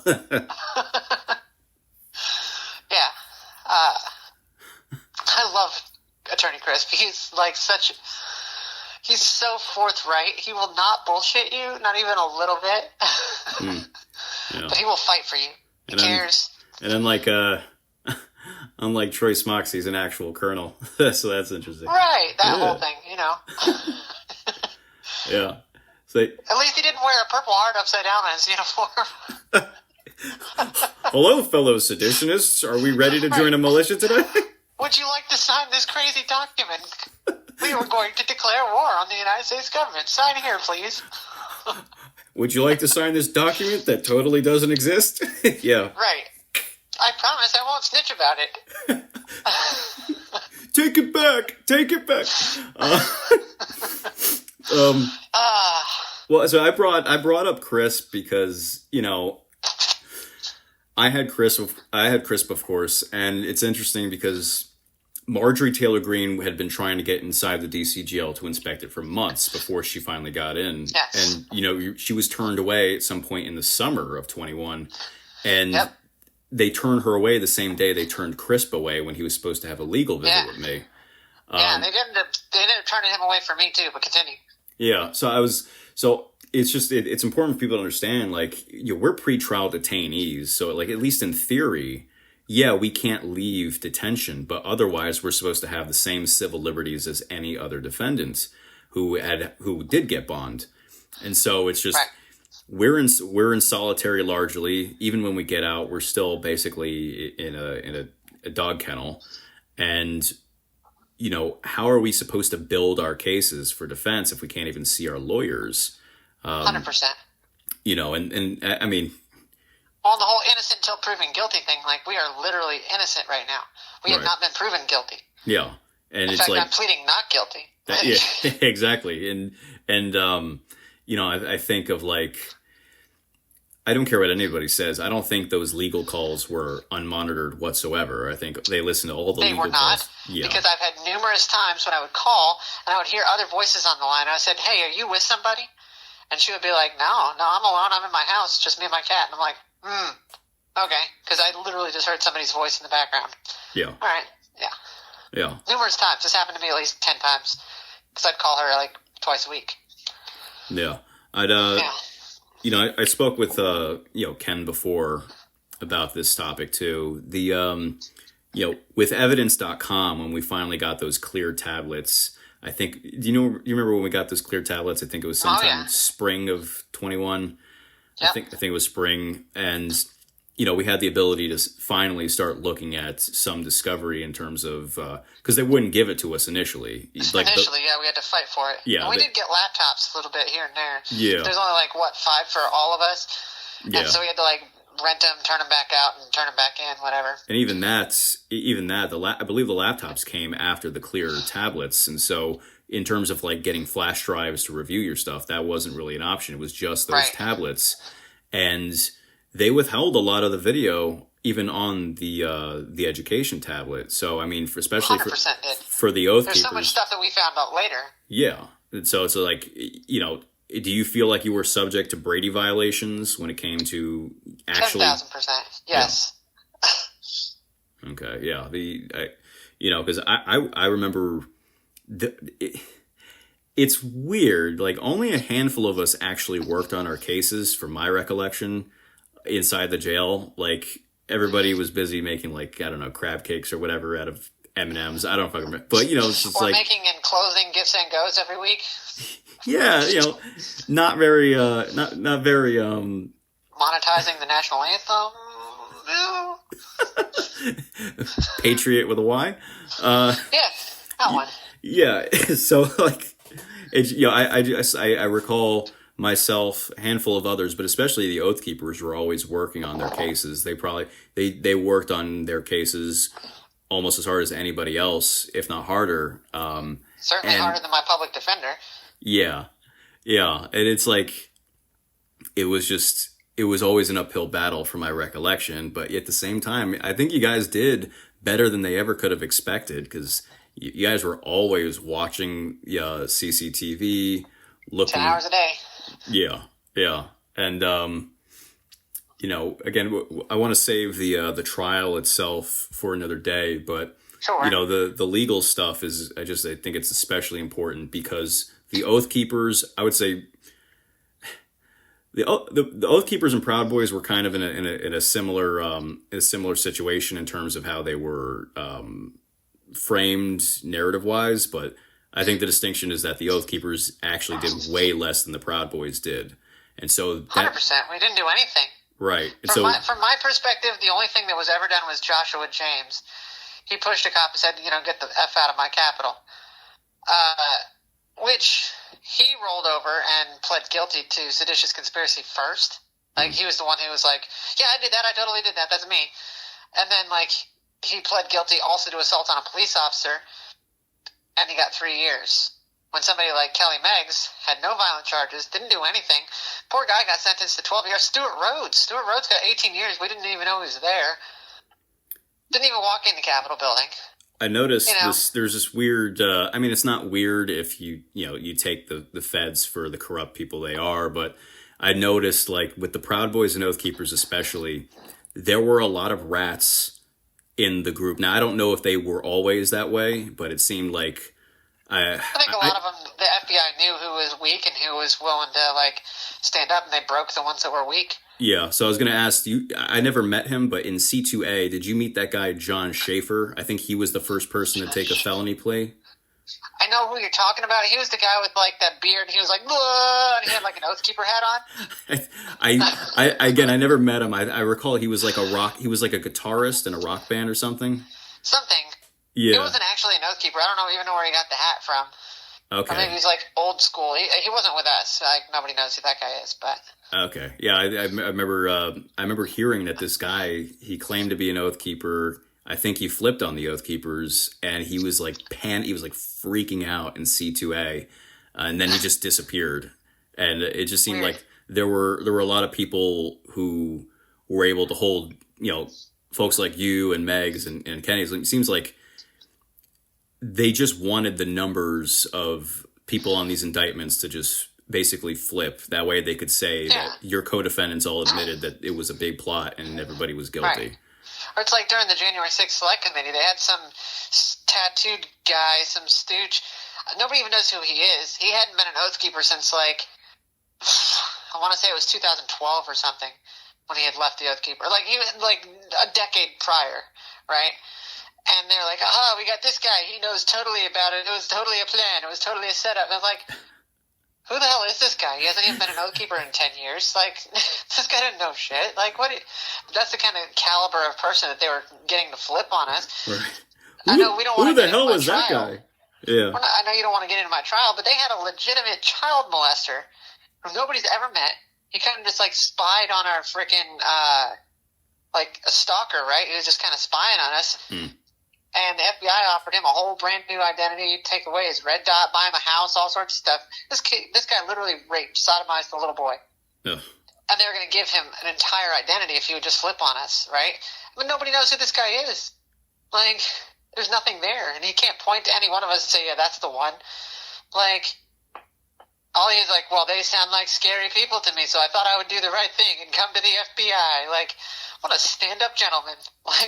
Yeah. Well, it's weird.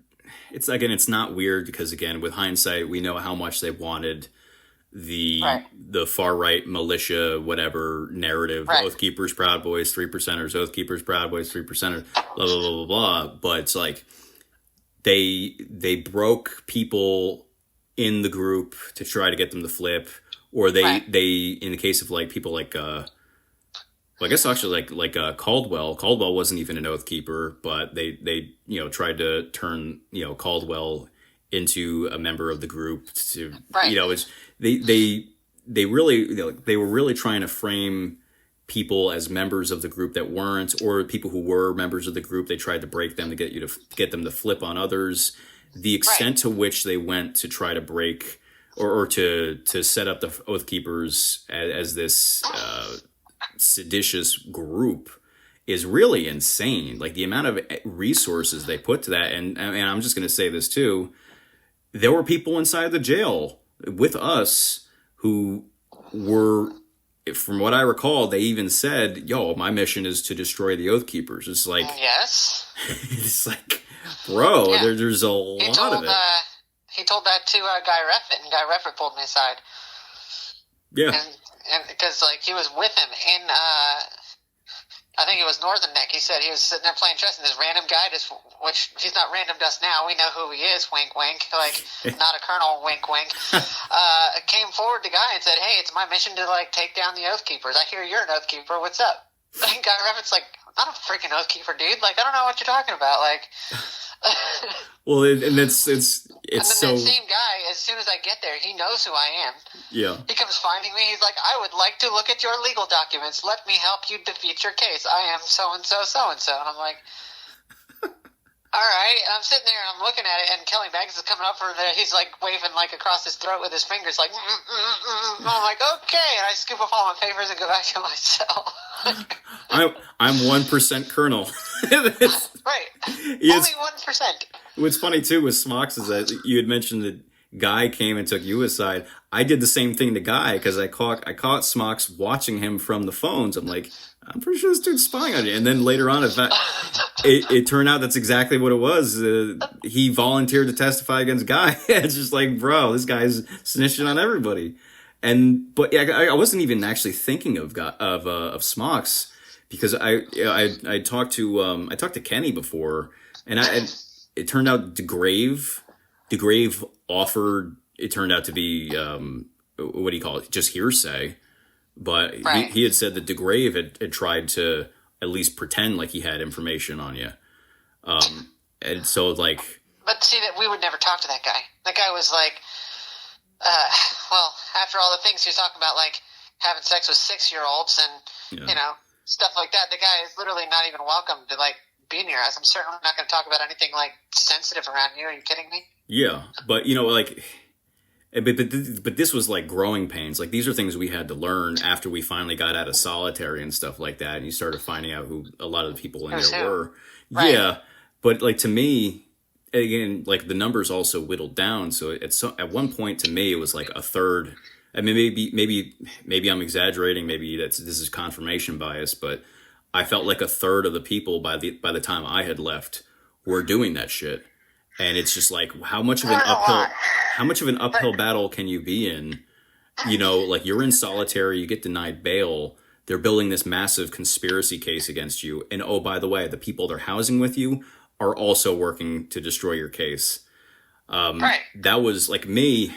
I knew what they were doing with me because of the narrative they wanted to, do with me. But I wasn't an entire group of people, and it's, I don't know what's more unfair. It seemed like you guys especially really got the shaft when it came to all of that. It bothered me. A lot of that, I think, has to do with like name recognition, right? They're like, oh, you're an Oath Keeper, so like you're kind of like special. You know what I'm saying? It's kind of like being like Big O Barnett had that going on. I mean, granted, it's just him, but like he's the guy who put his feet on Nancy Pelosi's desk, or Dominic Pizzola, that's right, Shield guy.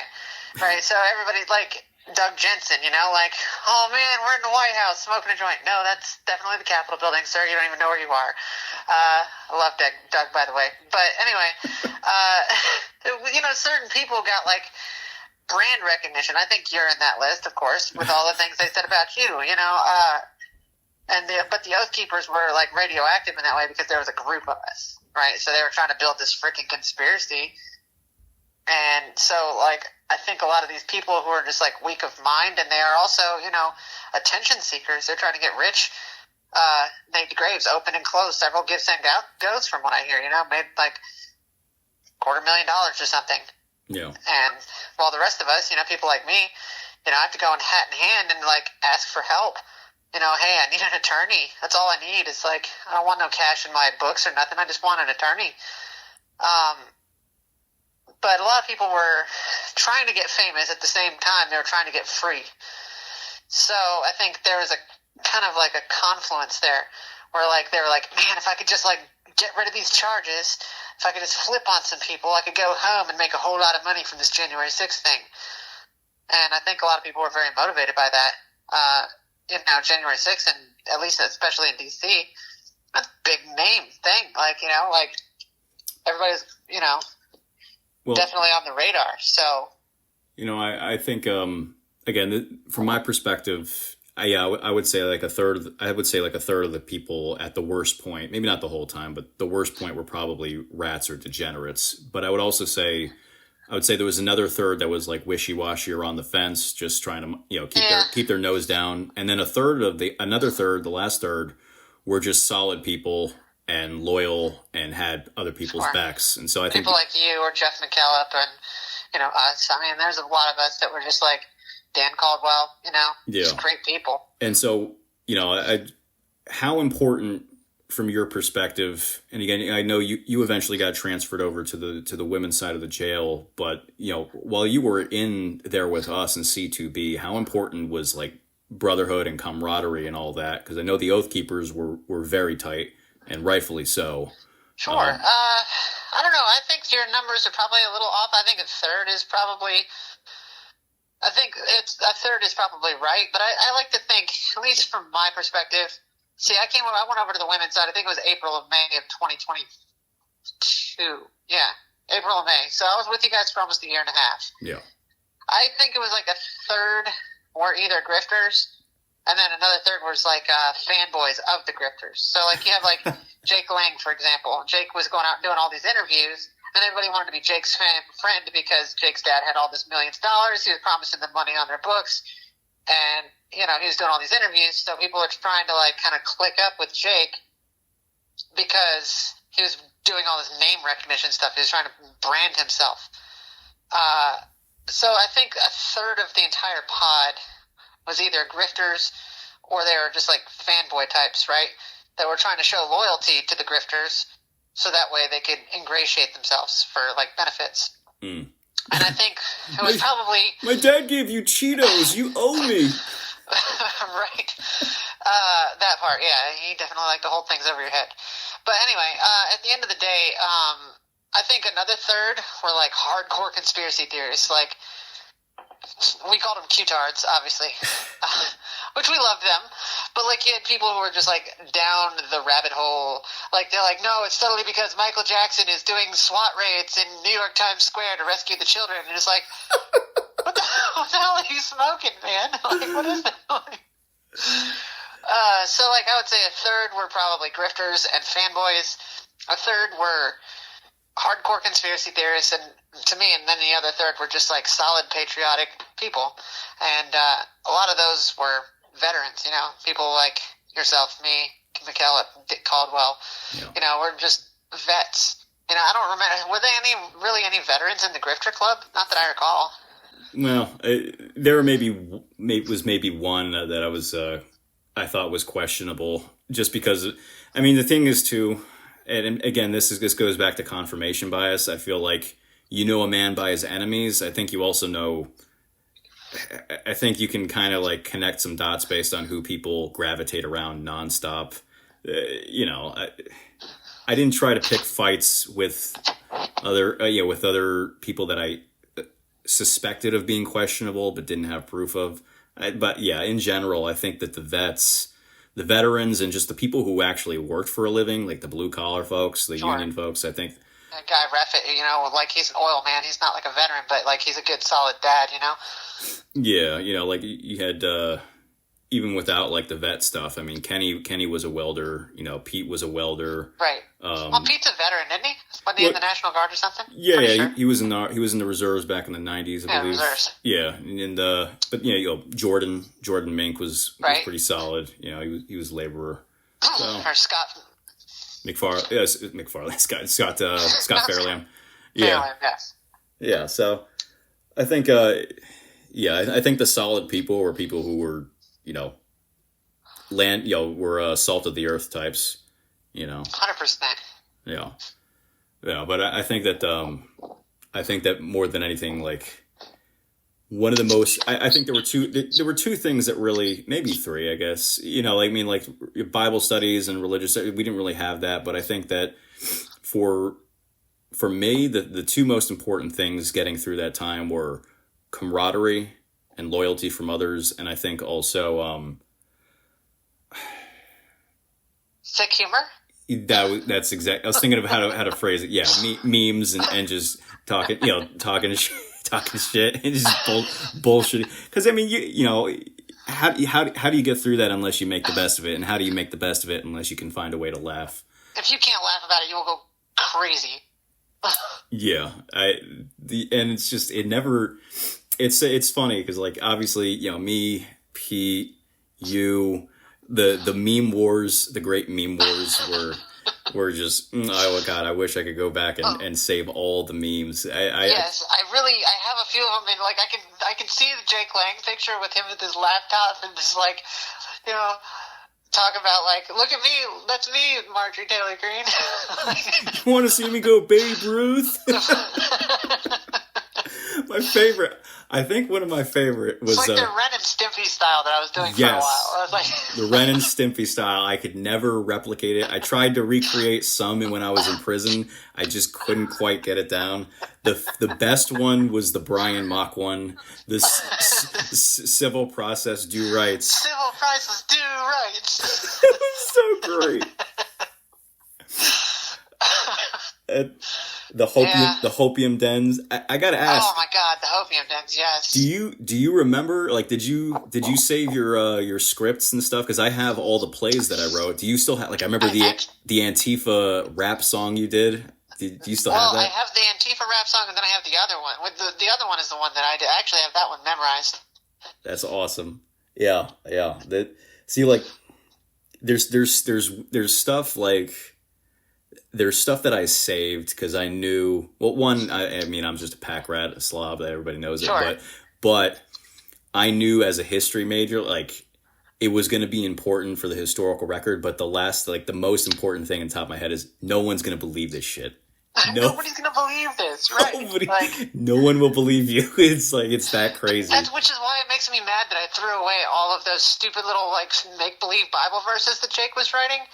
Because, like, he would slip them under your door on them. Remember, he would have them little slips of paper, and he would be like, all God-fearing patriots unite, and blah, blah, blah. And it was like the song of Yisrael or something. I forget what it was, but, like, I threw so many of those away because, like... the cult of... it was called the cult of Yisrael. Right. Yeah, he called himself Yisrael. Like in the Bible, the patriarch Jacob gets renamed to Israel by God at some point. So he was basically trying to say he was a prophet. And God renamed him from Jacob to Israel. Is like, but your name is Edward. Shut up, Eddie.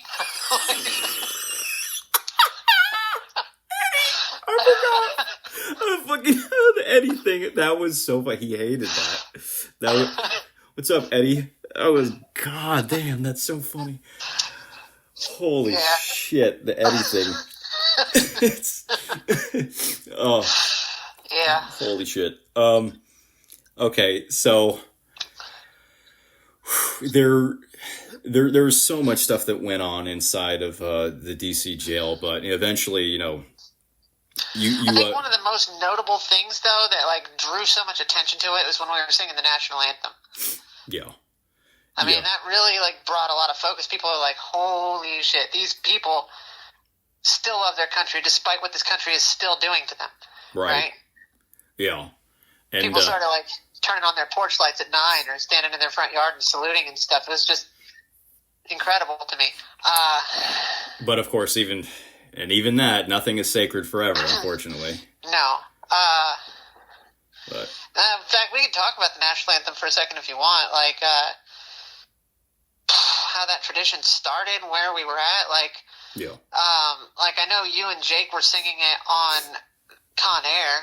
Well, let's be clear. I was singing it. He was moving his mouth. No, That's fair. yeah. No, well, me, Curzio, Sable, and I don't know if you remember Pat McCoy. McCoy. He was a young guy. He got bail in spring, but yeah, we were singing it, but it wasn't as formalized as it became a couple months into DC. So yeah, Right. if you want to talk about how the tradition sort of took on its Sure. formal structure, please. Yeah, so we were in solitary confinement still, and my room was smelling like piss. I don't know if like a pipe burst or whatever. I was in cell 18, Yeah, and so they moved me out of there and into cell 5, which is right behind the cop's desk, right there in the day room.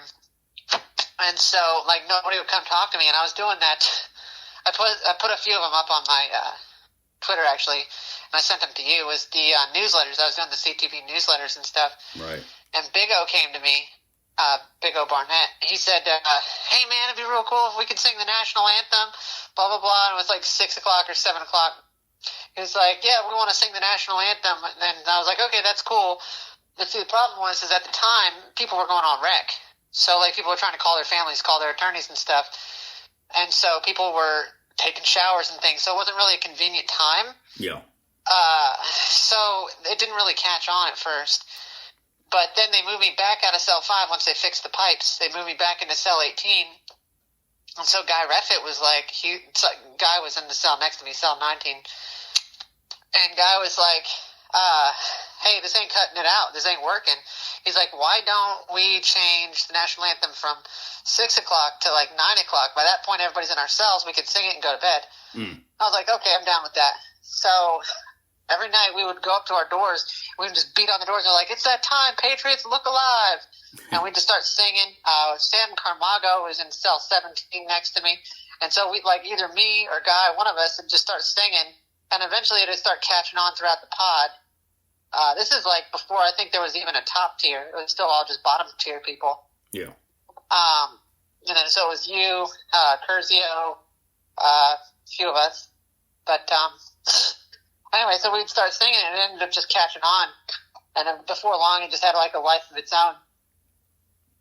Yeah, and that's it's that's memology right there. That's the power For sure. of memetics right there. Right.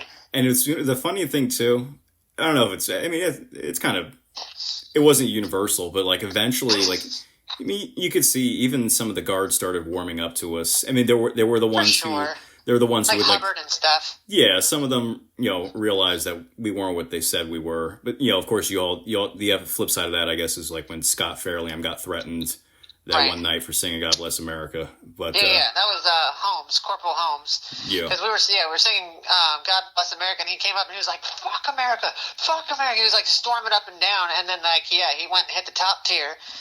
And Scott Fairland was like, it's like, did you say fuck America, bro? That shit don't. And so they opened up his cell and they like bullied in there and they cut all their body cameras off and like, Yeah. yeah, that was, yeah. But overall, it's. I think I even saw there were a couple times. I think some of the African guards started like they kind of hid behind one of those columns, but you could see that they were standing up out of respect for it. So it was For sure. yeah, and Yeah, like Swami and stuff. yeah. Yeah, but do you know the way? poor African guards, like I really felt bad for them because like they kind of dogged them out, because like you had the natives, right, the locals, The indigenous that were running to jail, and then they would like shit on these poor guys, and they're like from straight out of Africa, like they're getting their like citizenship through this job, and they would just like dog them out, like. Yeah.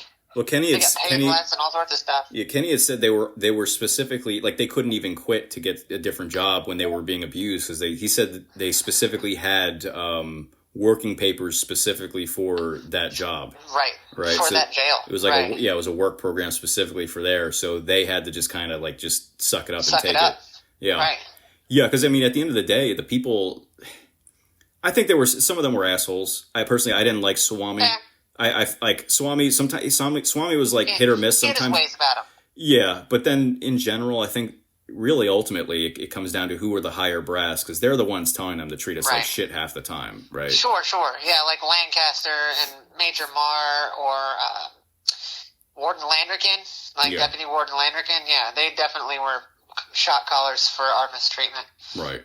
And on that subject, I mean, I've heard several people say this. I remember hearing this myself. You recall hearing that the jail was cleared out for us specifically? Yes, before 100%. Before yes, January I was there 6th. for that.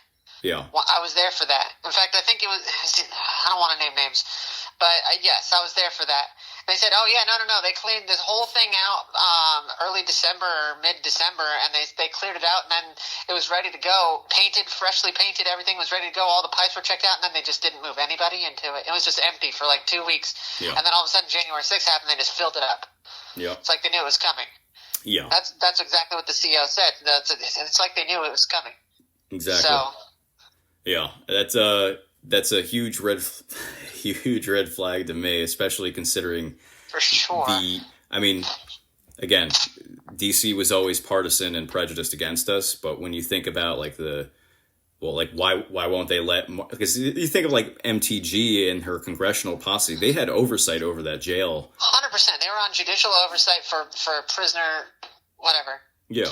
So who's giving the orders really for a jail to, you know what I'm saying? Like, it seems like, is it Mayor Bowser? Like, is it just the wardens? In fact, Muriel Bowser her office was why I was with y'all and not with the women.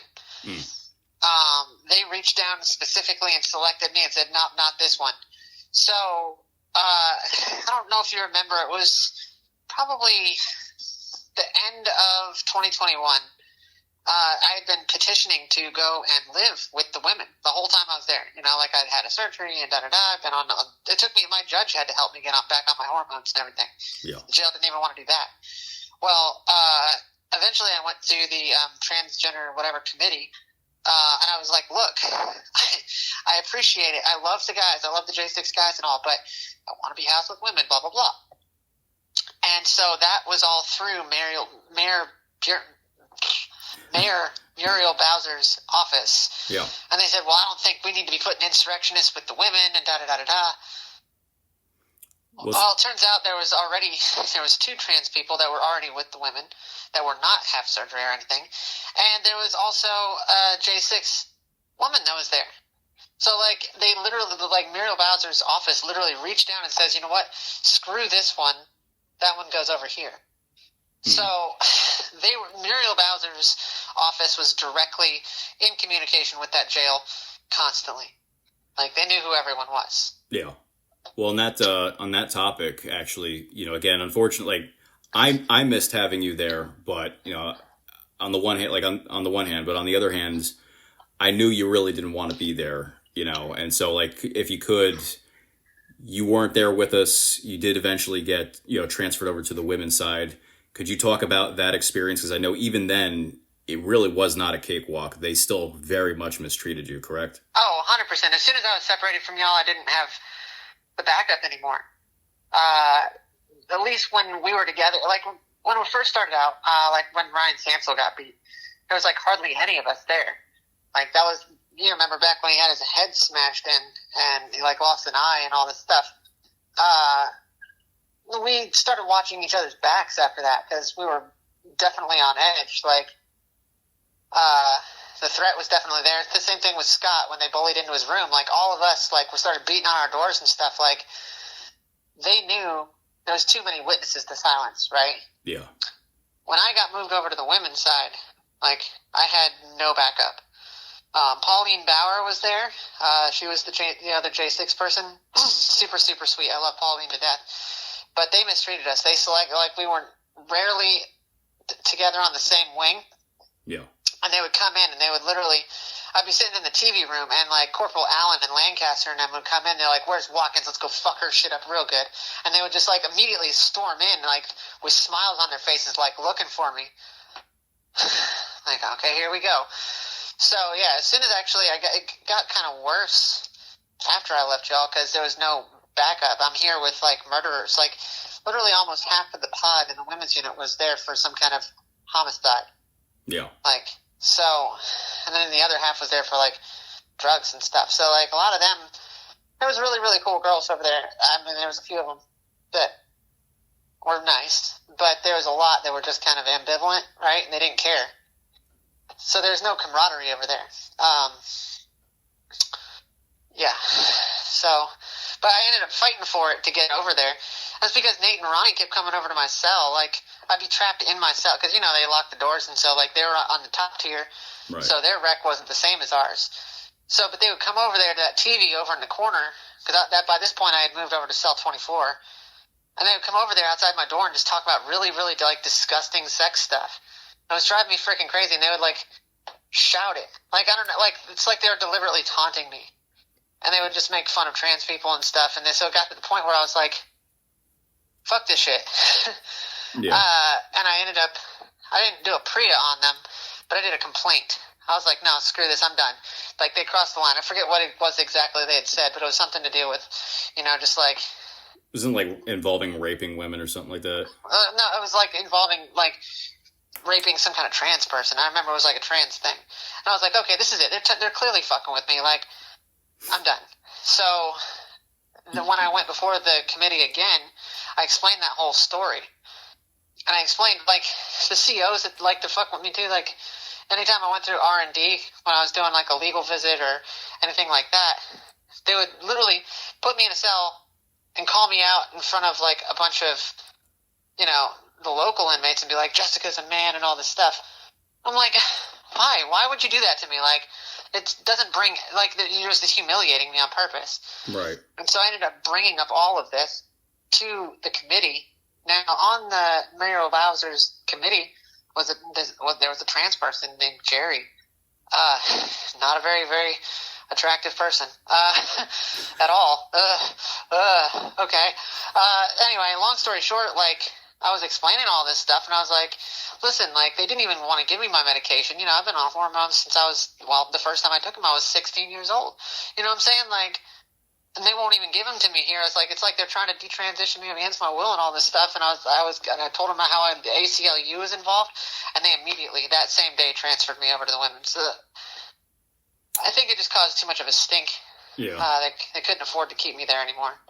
Yeah. I don't know. I do think that stuff with Nate and Ronnie was almost certainly deliberate. It reminds me. 100%. I don't know if you remember. I don't know if you can physically remember this after banging your head into the wall, but I think it was Christmas of 2021. Lang was in the cell next to you, and he was just to be an asshole. He was just screaming Christmas carols at you, and right at 2-3 o'clock in the morning. Yeah, and it got to the point half the pod was threatening to kill Lang and screaming at him and telling him to fucking stop. And it wasn't. I mean, right. We were all annoyed by it, but it was also because we knew he was specifically fucking with you. Well, yeah, Dan Caldwell had to come down there several times because like the detail guys, any of the guys that were on detail, like their doors weren't locked like ours, so like Right. they would lock all of them, but the detail guys could have their doors popped. So like they got to the point where Caldwell came out of his cell, went down to Lang, and says, "Dude, it is 2 o'clock in the morning. Stop freaking with her. Like, she don't want to hear your stupid songs. Like, shut up." Like, Dan Caldwell got pissed, and Dan Caldwell doesn't get pissed at all. Right. Like, he's a nice guy, but he was mad. Yeah. Yeah. I missed you, but I'm glad that you were finally. I missed you guys too, really, really bad. Yeah. I wish. Yeah. But at the same time, I know you were more of a target from certain scumbags than it's just I'm glad that you finally got to go down the path that you should have been, really, I guess, from the beginning, but right. You were still in there, and you were still in solitary half the time. They were constantly like moving you around to fuck with you. I remember. Yeah, me and Pauline, it was 4th of July of 2022. They threw us in the hole and just, come on, you're going. Like, they snatched us out and threw us in the hole. They said, "We hear you got a suicide pact. You guys are going to kill yourselves on the 4th of July." And me and Pauline are like, What are you talking about, bro? And so they went and they had us talk to multiple psychiatrists, and the psychiatrist said "What are you talking about? There's nothing wrong with these people. They're fine. Just send them back to their unit." And then Lancaster came down, and she was like, "Nope, you two pack your stuff now." They threw us in the hole. Pauline had celiac disease. Mm. And they kept feeding her food she couldn't eat. So she was like wasting away. I mean, by the point where they threw us in solitary for the 4th of July, she probably weighed 100 pounds. She's like 5'5", maybe 5'4". I mean, she's way too tall to be 100 pounds. Yeah. I mean, she looked like a concentration camp victim. I mean, I could have wrapped my whole hand around her bicep. Like, she was so thin and so gaunt, and her eyes were sunk in her head so much from them just not feeding her that when they threw us in the hole, she didn't last 2-3 days before she ended up having her blood pressure like bottom out on her. Yeah. She was like passing out, and so she went to medical for it, and they took her out on a stretcher and took her to the hospital right then, right there, like boom. They brought her weight all the way back up to like, I want to say 140 something, like in the span of a month. Like because they were feeding her what she could eat. Yeah. And then, the whole time she was there, they had handcuffed her spread-eagled to the bed. Like one arm shackled to this side, one arm shackled to this side, same thing with the legs. So she was like hogtied and spread-eagled on this stretcher. And they left her in her own shit and pissed. And she was like, hey, call the nurse. They're like, oh, no, when she does her rounds, she'll come. And they just stand there with their hand on their gun and like stare at her. And they literally left her in her own feces until the nurse would come. And they did it. Then she was in that conditions for like a month before they brought her back to the jail. And as soon as they brought her back to the jail, they just kept feeding her the same stuff she couldn't eat. Her hair started falling out in gobs again. And her judge ended up letting her go because dude, this jail is torturing this woman. Yeah. Starving her to death. And at the end of the day, you know what her only crime was? I'm going to see if you can guess what it is. 1512C2. That's it. The only one. And guess what? When the Supreme Court overturned it, she has no criminal record. She's a free woman. She didn't even need a pardon. Hmm. They tortured her for that. Yeah. Shocking. Huh. Yep. So obviously, again, the Oath Keeper case goes on for several months. Once you're finally on that side, we still cross paths. I think maybe twice. I know at least once we ended up going to court together once. So me, you, and the other Oath Keepers were packed up in the one of those transport vehicles. But other than that, we obviously we didn't really see each other after that. So I'm gonna say and it's a stupid question, but I know personally I was so fucking happy to finally go to prison after I got sentenced. Leaving that shithole was again, my experience was, again, I went to a low security prison, but I would have been happy in a medium or whatever. It's just, prison has its own issues. It's its whole different animal, at least in my experience. Sure. How long did it take for you to finally get the fuck out of jail and go to prison? And were you happy to leave? The answer is I did not leave until August 14th, 2023 is when the marshals picked me up. It was 3 days before my birthday. They picked me up on a Monday. My birthday was on a Wednesday. I was terrified because they had slated to send me to a men's prison. So they were going to take me out of a women's unit and send me to a men's prison. They did that just on a whim. It's a case-by-case basis. Again, so somebody would have had to have reviewed my medical charts and seen that I had been on hormones my entire life, that I had had a surgery, that all these things. They knew that. They just were going to ignore it and send me anyway. And I think that was deliberate. It was patriots and conservatives that actually rescued me from that fate. But no, I was terrified. I was not comfortable with it.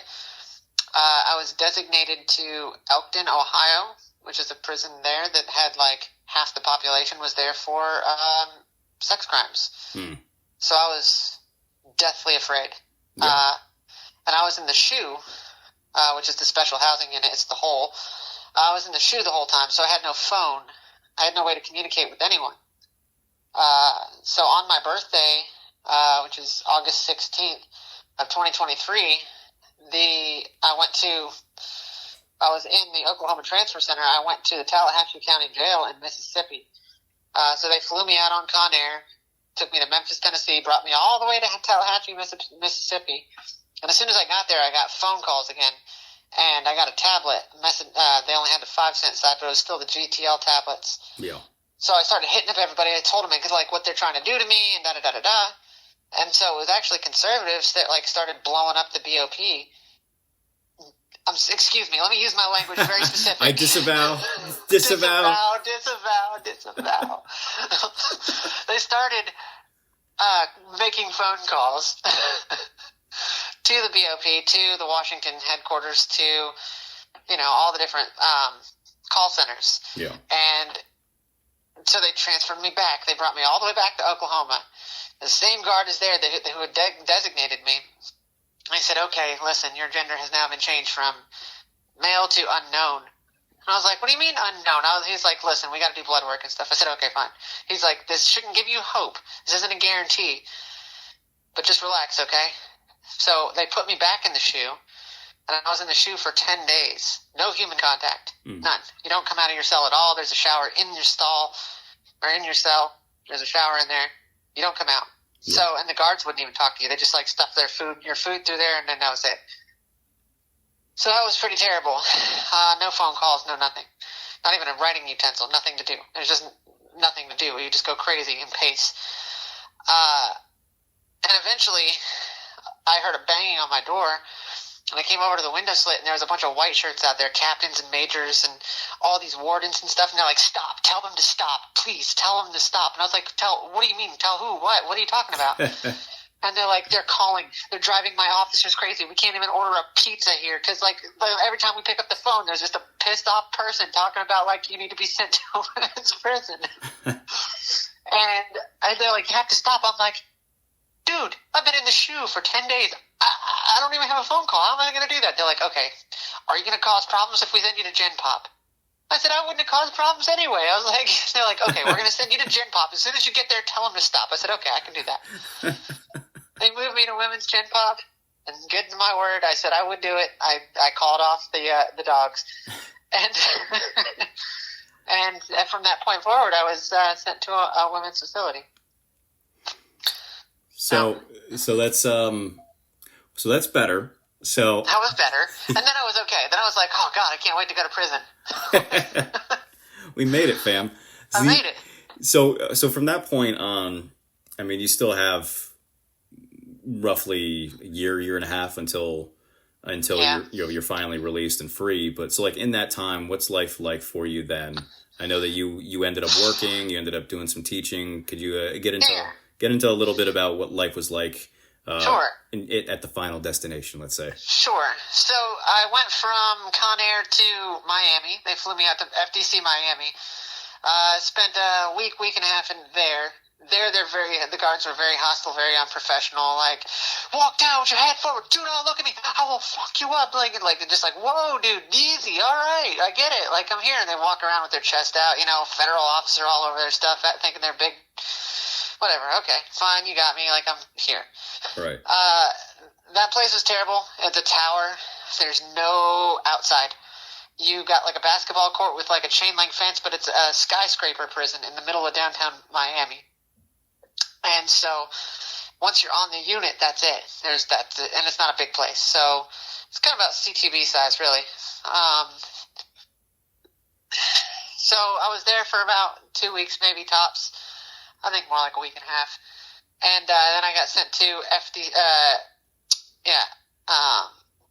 FCI Tallahassee. Okay. Which was a resort compared to the DC jail. I mean, there was literally like palm trees and stuff. And like fresh air. Anytime you wanted to go to the chow hall or go to education or go to rec, you had to go outside and walk. So to me, like for instance, like when I was in the DC jail, for the entire year of 2022, I went outside for 5 hours, which sucked. Like, it was bad. I mean, I was desperate for sunlight. So when I got to FCI Tallahassee, I was like overjoyed by like air, right? Now, you remember when I was in CTB and I was growing all them plants, right? Yeah, I remember. You were like, Jess, don't freak out, but Lancaster totally just threw away all your plants. Yeah, that was fucked. Because we dodged the bullet the first time. I think they came in once, and we're like, all right. I dodged 2 bullets because they shook us down 3 times that day. Yeah, and it was like we got to should have known. We got complacent. It was yeah. Third time's a charm. They won't come back a third time. No, totally didn't. Yeah. Made this out with Rick first. Hey, who wants to go outside, Rick? Me? Right. Yeah. I felt bad for you. those poor plants. And it was funny too, because they were all wild strawberries growing. I had my little Zen gardens. I was gonna say it was very feng shui. I think it was you and Geesewine. You had it was just funny the way you basically turned it into your own personal thing. Everybody kind of did, but yeah, you had curtains and plants and all this. It was my curtains. Very comfy. It was very comfy. Yeah. Oh yeah. But for a while there, I had that folding table that I jacked from the day room. Yeah, we were played board games and tournaments. stuff. Yep, yeah, I remember that. That was fun. That was fun while it lasted. Yeah, it was fun while it lasted. Well, when I got to and the Halloween thing. Remember the oh my god, my freaking yes. Yeah, that's where was this? My haunted house. Was it Pete was torturing Sable or something like that? Yeah. I remember it was No, it was supposed to be McHugh. Oh yeah, okay. Or McHugh was the one doing it. I'm sorry, it was supposed to be Civic. So we had McHugh sitting on the toilet, and then it was Schwartz behind him pretending to torture him. He's like, "Confess, snitch, confess." He's like, "They made me sing the anthem." Yeah, that was good. And I had Sable. Sable was on the bunk bed with ramen noodles for guts, and I had blood and stuff and Refits outside flickering the lights, and I was hiding up under the desk, and I would be like, "Ah!" and I would make this crazy noise and jump out and snatch people up. Yeah. That was you can't do that again. You can't recreate that. That was legend status. That was fun, and then the costume contest that day was funny as well. Yeah. But okay, I'm sorry. Anyway, yeah. The point of all of this is I had plants in my cell in CTV. Well, when I got to Tallahassee, I jumped right back into doing that because I'm going outside all the time. So let's see, I had mint plants growing, I had flowers growing, I had so many plants, and eventually I got moved from B South, which is so in Tallahassee, the compound is ratchet. Oh my god, it is so ghetto. All the facilities are falling apart. The roofs leak. Everybody's high all the time. Everybody's having sex all the time. It's open dorm, so everybody's business is out there at all times. Yeah. Basically, if you weren't black or Hispanic, you weren't getting on the TV. They ran the phones. They ran the computers. A lot of us, people like me, they treated me with a lot of respect, but, there's a lot of chomos there. Oh my god, so many chomos. You wouldn't be surprised. I'm sorry. For anybody who's not aware, a chomo is a child molester. There's a lot of women chomos. It's astonishing, frankly. Huh. Clickers or touchers? Well, the one girl, Rossiter, was using pets with her kids. Yeah. Okay, I shouldn't have even asked. Never mind. I fucking... Right. Just weirdos. There's a lot of weirdos. So when you live on the compound, it's just crazy. K2 is a drug that people do a lot of. Deuce, yeah. Yeah, and they would throw up all over themselves. And one girl was hanging onto her bunk bed, and the cops were doing their rounds, and she's sitting there buck naked, just peeing in her hand, right? And the cops come by. She's like, "You see this? It's piss." Oh my god! One girl died right in front of my bunk and stopped breathing and everything, and a bunch of the other junkie girls ran out and revived her and dragged her off. And she's as soon as she was up and conscious again, she's like, "Oh man, just take me back to my cell so I can get high." Dude, you just died. Stop. Yeah, and that was crazy. Or they'd get stuck. That's what we would call it, stuck, where they would just freeze, and they'd latch on and their equilibrium is off or something when they would smoke that stuff because if they tip one way or another, they just like they jolt like they're gonna fall over, and like it's great. Or they curl up like dead cockroaches. Like they'll just like they just curl up. I mean, it is just insane. Like, yeah. But I was out on the compound. That's B South was the compound. So you had A dorm, B dorm, C dorm, and D dorm, which make kind of like a box. And in the middle was an American flag. And so every time you walked somewhere, you had to walk by, and I would salute the flag every time. It was kind of my thing. But B dorm was like right there by like the admin building and like commissary and medical. And so that was the compound. But then there was another building that was separated, which was RDAP and FIT, which is like the female integrated treatment or whatever. And it's for like trauma and drug addiction. Because I'm a veteran and stuff, they say, okay, well, you go to FIT because it's trauma. You're dealing with, combat and all this stuff. So, eventually I got moved from the compound to F West, which is where RDAP is.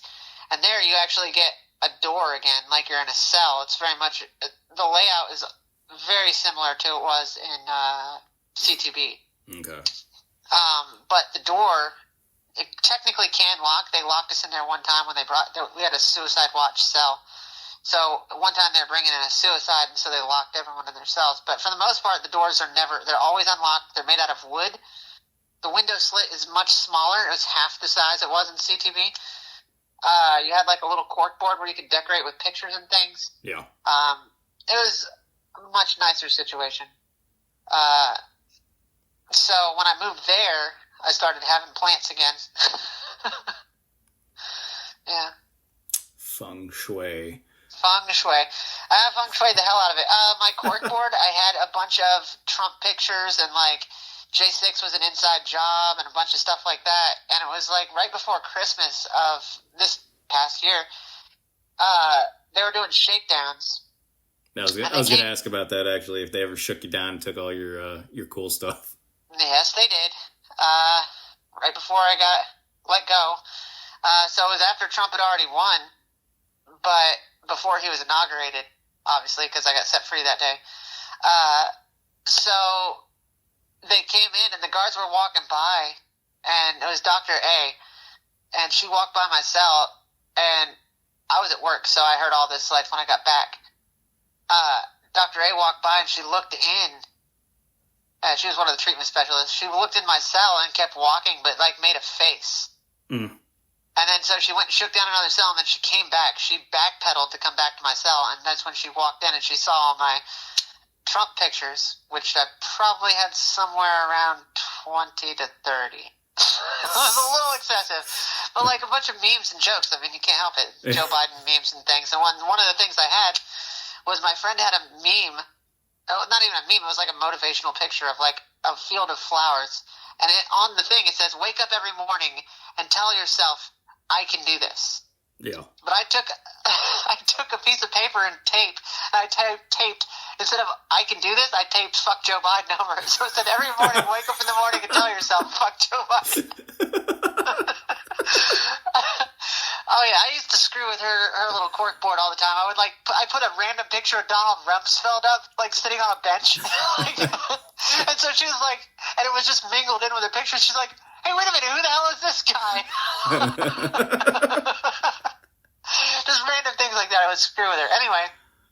It's funnier that she didn't... Dr. A came in the cell, and she's seen that thing. It says, "Fuck Joe Biden." She's like, "Oh, that is the sitting president of the United States. Fuck that. Fuck you." And she tore all the pictures down. She stole every picture I had. Wow. Including my fallen firefighter flag, a My Little Pony picture I drew, like a bunch of stuff that was completely irrelevant to anything. And she like trashed my cell. She kidnapped my plants, and yeah. Well, shit. That was right before Christmas, and I had been growing mint. I don't know if you know anything about growing mint, but it like goes crazy. Once you have it, like it'll overgrow your entire garden if you let it. Yeah. Well, I had been growing it in like peanut butter jars, and so I'd been cloning it. I'd cut off a branch of it, plop it in water, let it grow root, and then I'd plop it in dirt, and I'd grow a whole new mint plant. So I had a whole bunch of mint growing. I was putting it in my coffee and putting it in like hot chocolate, super good. But I was making homemade chocolate, so I was melting down Hershey bars and like putting crushed up Captain Crunch in it or whatever. So like we had a hot water dispenser, so I could melt chocolate in like a yellow bowl and melt that in a white bowl. Yeah. Yeah. So like I was making homemade chocolates, and that was right before Christmas. I'd been growing so much mint. I grew extra mint plants just so I could chop it up and make mint chocolate. Because I was giving away chocolate to all my friends, like custom chocolate bars. Right. I was putting it in soap dishes and then putting the soap dish in ice so to make a nice, perfect little bar. Everybody needs a hustle. Right. And that was one of my hustles. That my artwork. So, long story short, like I was growing all this mint, and right before, like 2 days before I was going to make mint chocolate, they got all my mint plants.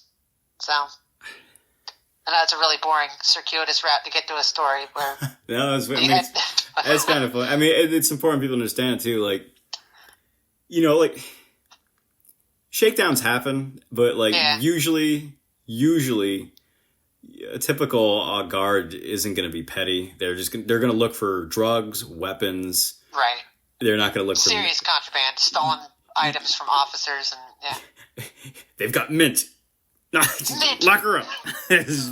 You know, like, and it, like they're like it's weird. Like there's different levels of contraband. Usually, like if you get found with like a cell phone, you could catch like a street charge. But like for real, if you're getting an indictment behind that. Yeah, or they'll ignore it and they'll let you run a militia from inside a federal prison. Well, you know, that's because you're one of them. I don't know what you're talking about, but yeah, like typically, like where I was at, like people would like just like they would take cleaning supplies and they would like keep it in the room so they'd have extra cleaning supplies or whatever. And if there was like a shakedown, not even a shakedown, if there was like an inspection, guard would see that, they'd be like, they would just grab it and just walk out, and that would be the end of it. They wouldn't even address it. They would just like take it and be like, this is not yours, and whatever, you know. But I mean, but you know, there are guards who are petty. There is petty stuff that happens, and so like, you know, I don't know if you want to discuss the one of the last things that happened to you on your way out. That was a whole terrible situation. So after Trump got elected, but before we get into that though, the election night was like crazy. I still have it. I'll send you a picture of it. I'll put it up on my Twitter actually. But I had been like following the election on, so we had 100.7 WFLA. Yeah. Which was a conservative network radio channel. And I was listening to them and following the election. And so when Trump won, I swear to God, it was like, I went like my poor Bunky. I probably woke her up like 15 times that night, just crying and laughing and crying hysterically. Like, I don't think you understand. Like, it was like a weight was lifted off my chest just to know, like, he's in.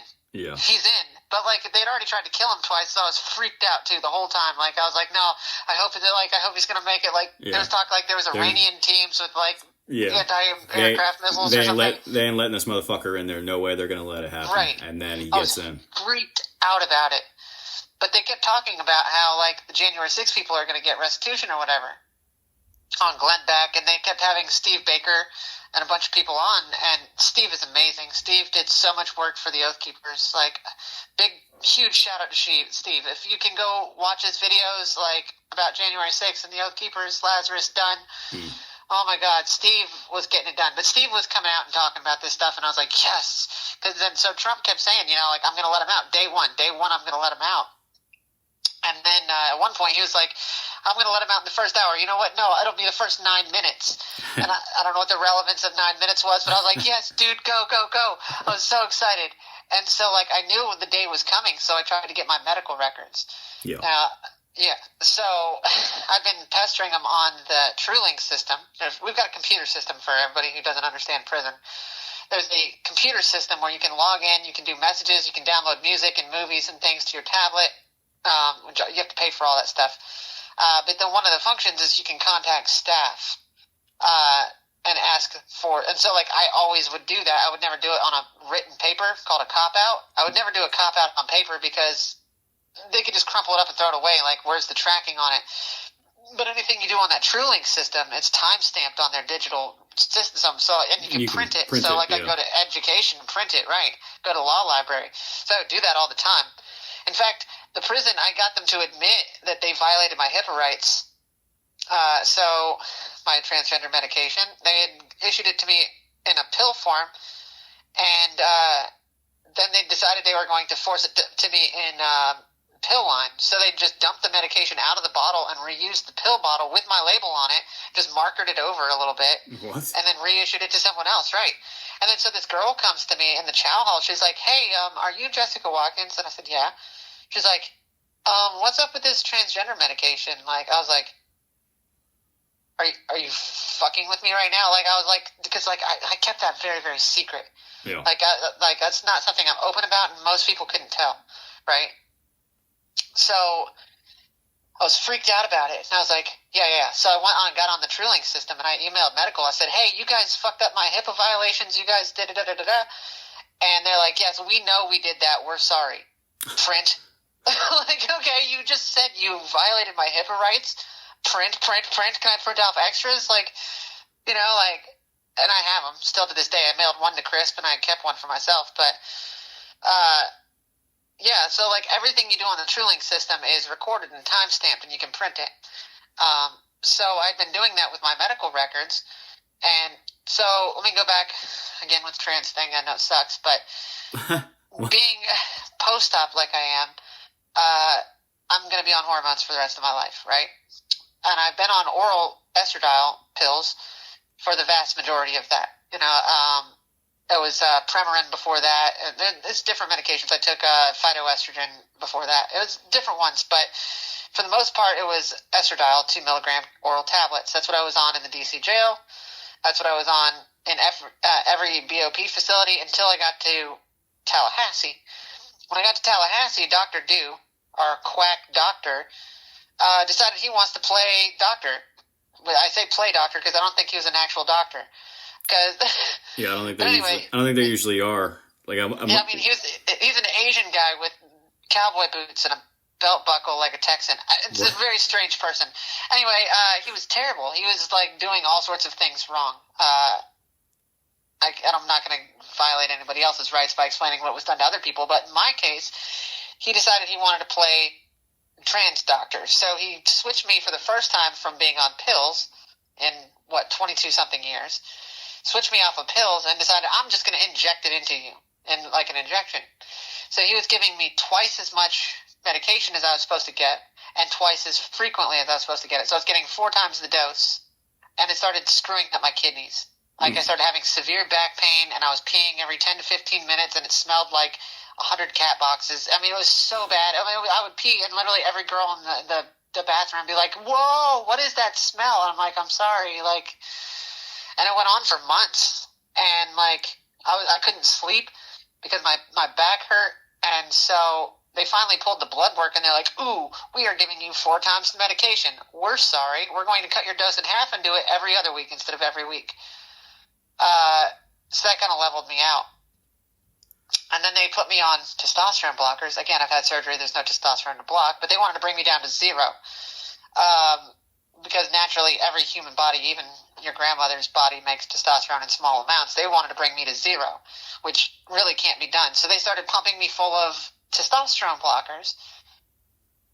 All of this was unnecessary, and then when the doctor realized that, they had to take me off of this huge dose onto like a low dose. So they screwed up everything in my medical records.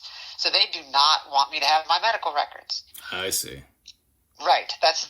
It took a long time to get to here, but even now, like, I'm going to my hormone treatment now with my doctor, and they're stonewalling my doctor from getting these medical records. Yeah. That's how yeah. BLP is horrible with that. Yeah, for sure. So I was hounding them on the TrueLink system to get these medical records from them, and they kept giving me the runaround. "Oh, I got no paper, and you're going to have to come back Thursday." So I went back Thursday, and they're like, oh, nope, open house is closed today. You're going to have to come back tomorrow. So I went back Friday, and this is the Friday before the inauguration. So let me see, do backwards, 20, 19, 18, 17. So January 17th of this year, 2025. Yeah. I go down to sick call. I sign in. I write medical records on the little form. And so the lady that's doing it, she's the optometrist assistant. So she's like the eye doctor nurse or whatever. And she's like, okay, well, what you here for? I said, I need my medical records. She's like, well, what you need them for? And I said, well, there's a good chance I'm going home next week, so I need to make sure I have them because I've got chronic care that I have to take care of. She's like, what you think you going home for? And I said, well, I'm probably getting pardoned next week. I explained the January 6th thing, and she rolled her eyes. She's like, oh, he don't care about you. You ain't going nowhere. He don't care about you. He's going to be partying. You're going to have to just come back next week.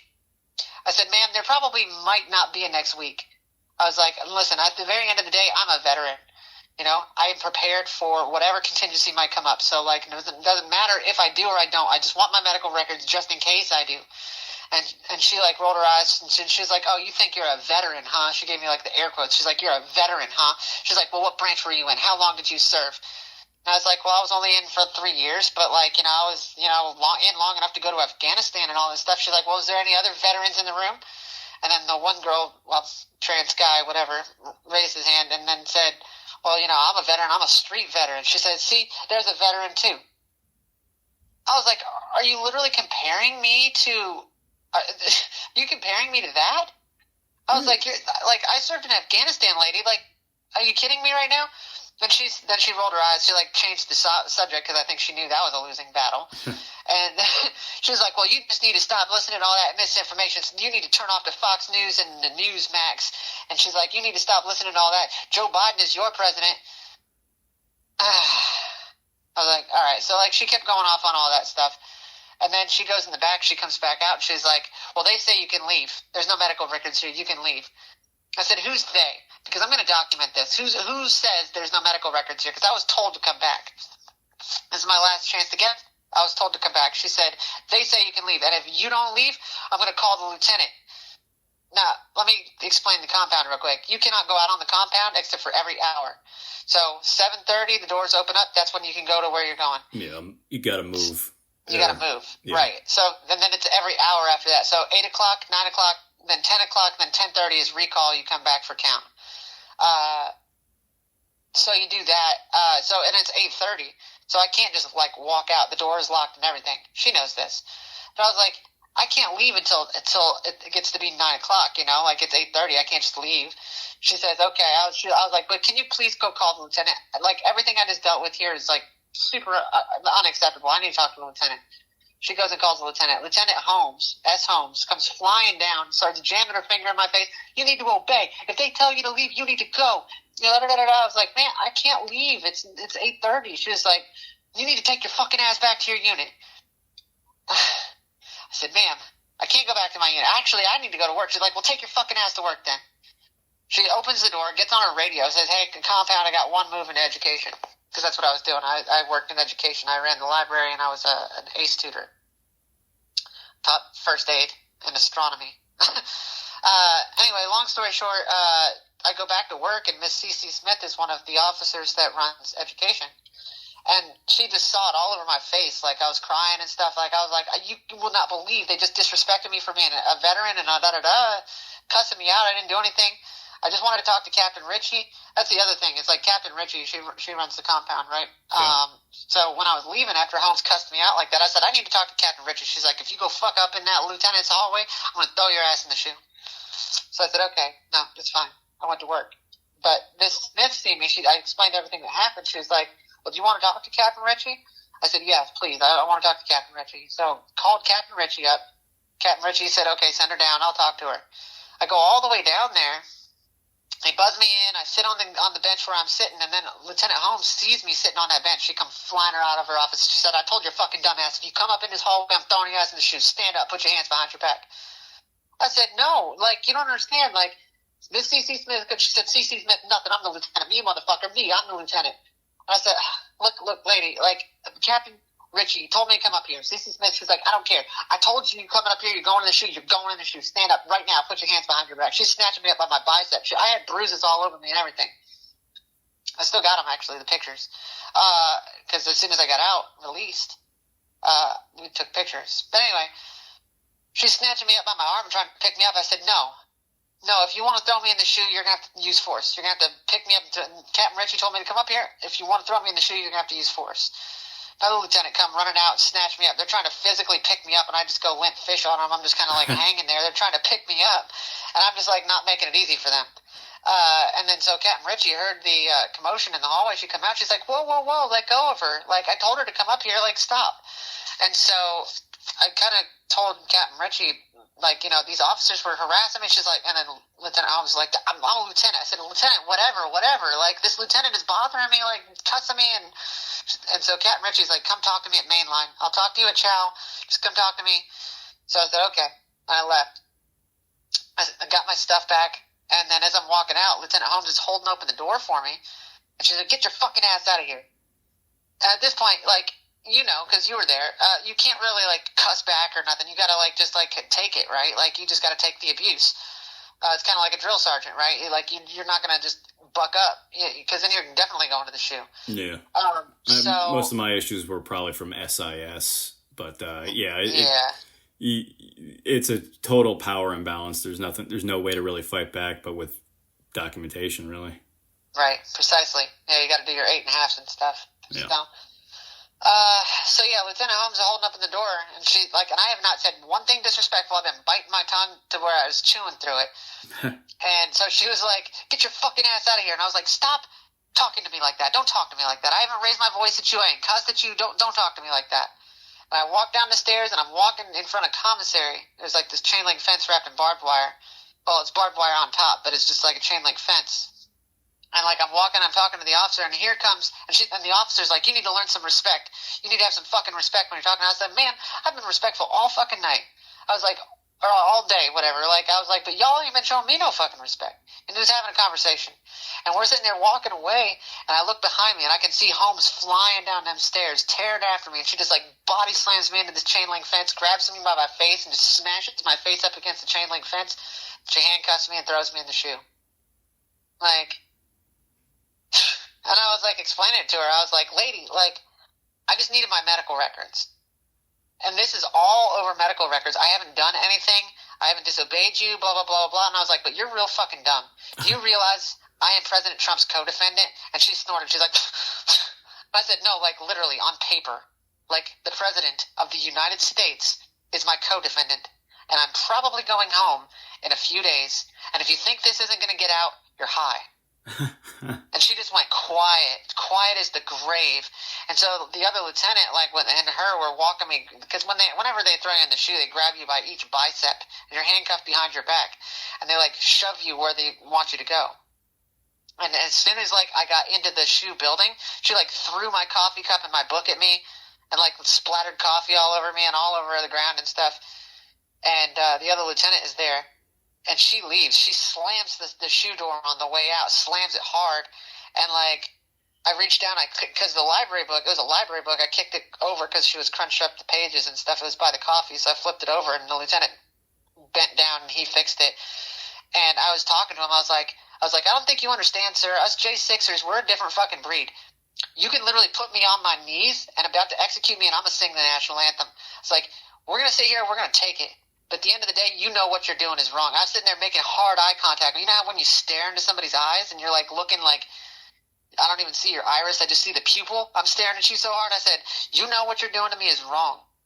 I haven't done anything, and you know it, and you're doing it anyway.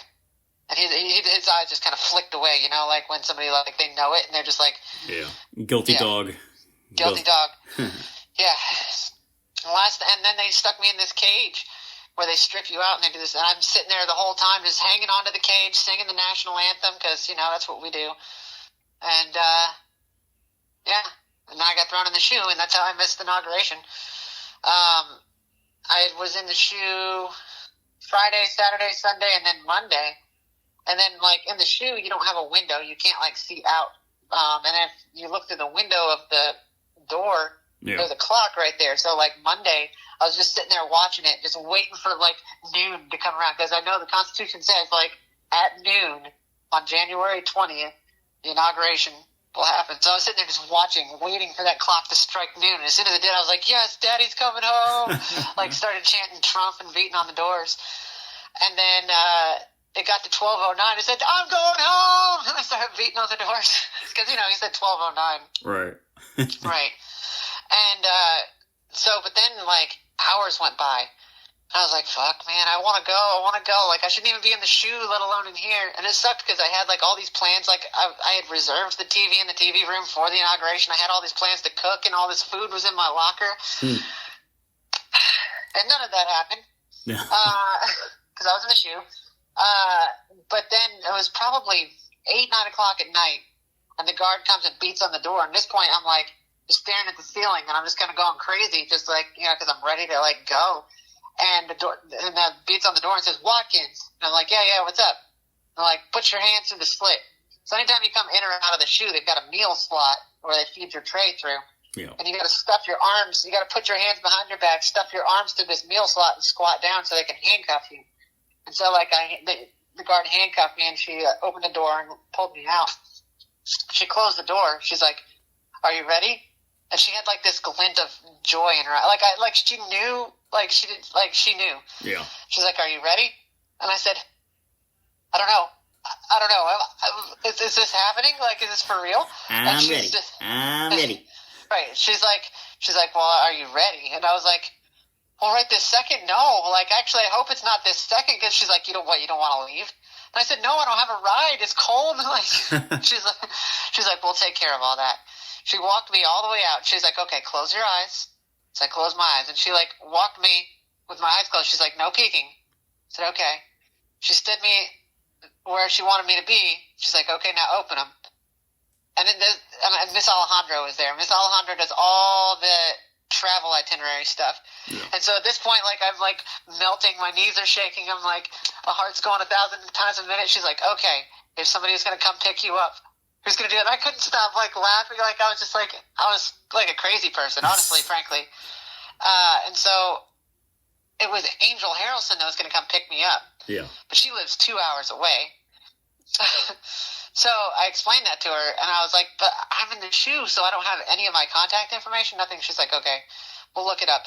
She couldn't look it up because, like, whatever was happening with the system, she's like, there's so many of you getting out right now that everybody's logged into the system, and it's bogging the system down. I was like, fuck, man. She's like, can you think of anyone who can call? At this point, Montana's at work, so I couldn't call Montana. I was like, shit. I was like, okay, no, Serena, my friend Serena, she's got Angel's number. She can get Angel's number to you, and then we can call Angel. So that's what I ended up doing. I called Serena. Serena's going down the road. She's like, okay, let me pull over on the shoulder. She goes through her contact list, and she pulls it up. Serena was the one who was managing my Twitter while I was locked up. So great. I love her so much. But anyway, I had her number memorized. And so she's like, okay, let me look it up. And she's like, okay. She read me Angel's number.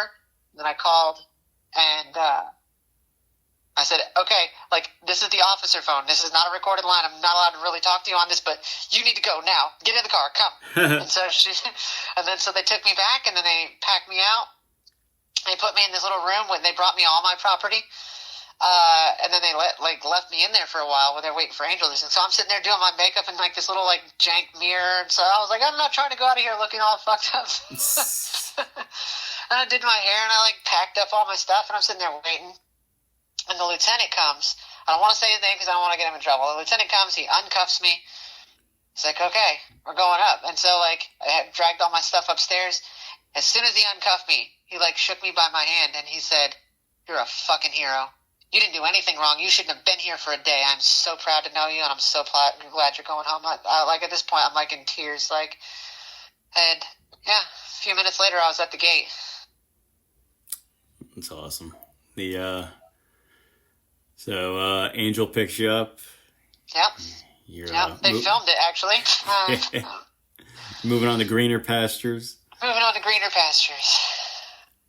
that's when I found out also that I didn't get pardoned. So there was another Jan 6 girl that had just been there for a week, but I'd spent so much of my time in the shoe, I didn't even get to talk to her but one time. But she got pardoned. They're like, nope, that's it. Have a great life. Goodbye.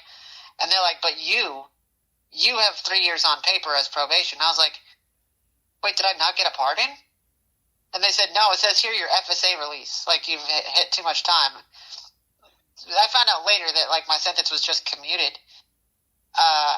And I didn't get a pardon. To this day, I still do not have a pardon. Yeah. But, so for the first week, I was on probation. And then Ed Martin, the new Attorney General, or AUSA, whatever, he filed a motion to dismiss our probation. Yeah. Yeah, and Maida was pissed. Oh my God. Good.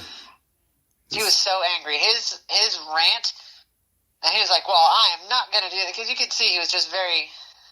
Well, it just came off petty.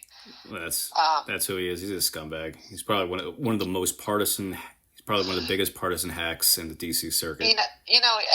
All he had to do was be cool. Like, he was so I stuck up for him for so long because he really is he comes off like a nice guy, right?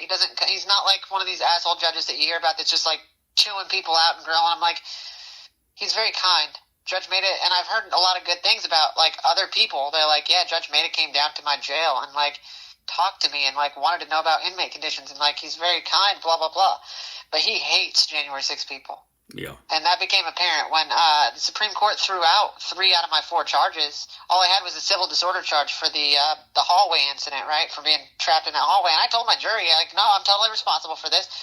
But that's a statutory max of 5 years, and that's if you're like a previous murderer. You know, like for somebody like me, I'd have done like 90 days in jail for that at most. Probably would have just got a fine and whatever. And he refused to set me free. Even after the Supreme Court tossed my charges. Like, he was like, nope, that's up to the appellate court. You're in there, blah, blah, blah. So, like, at that point, it just, like, really solidified in my head, like, hey, this judge is just a politician in black. This guy has it out for the January 6 people. He's had it out for me from the beginning. He gave people with assault charges 3 years, and he gave me 8.5, and I didn't even have a violent charge. I was found not guilty on half my shit. Yeah, that guy's a hack, but hell, you got out. I did. Life is, it's... It's been a ride. Yeah. Well, it's when I got out, it was just odd because on the one hand,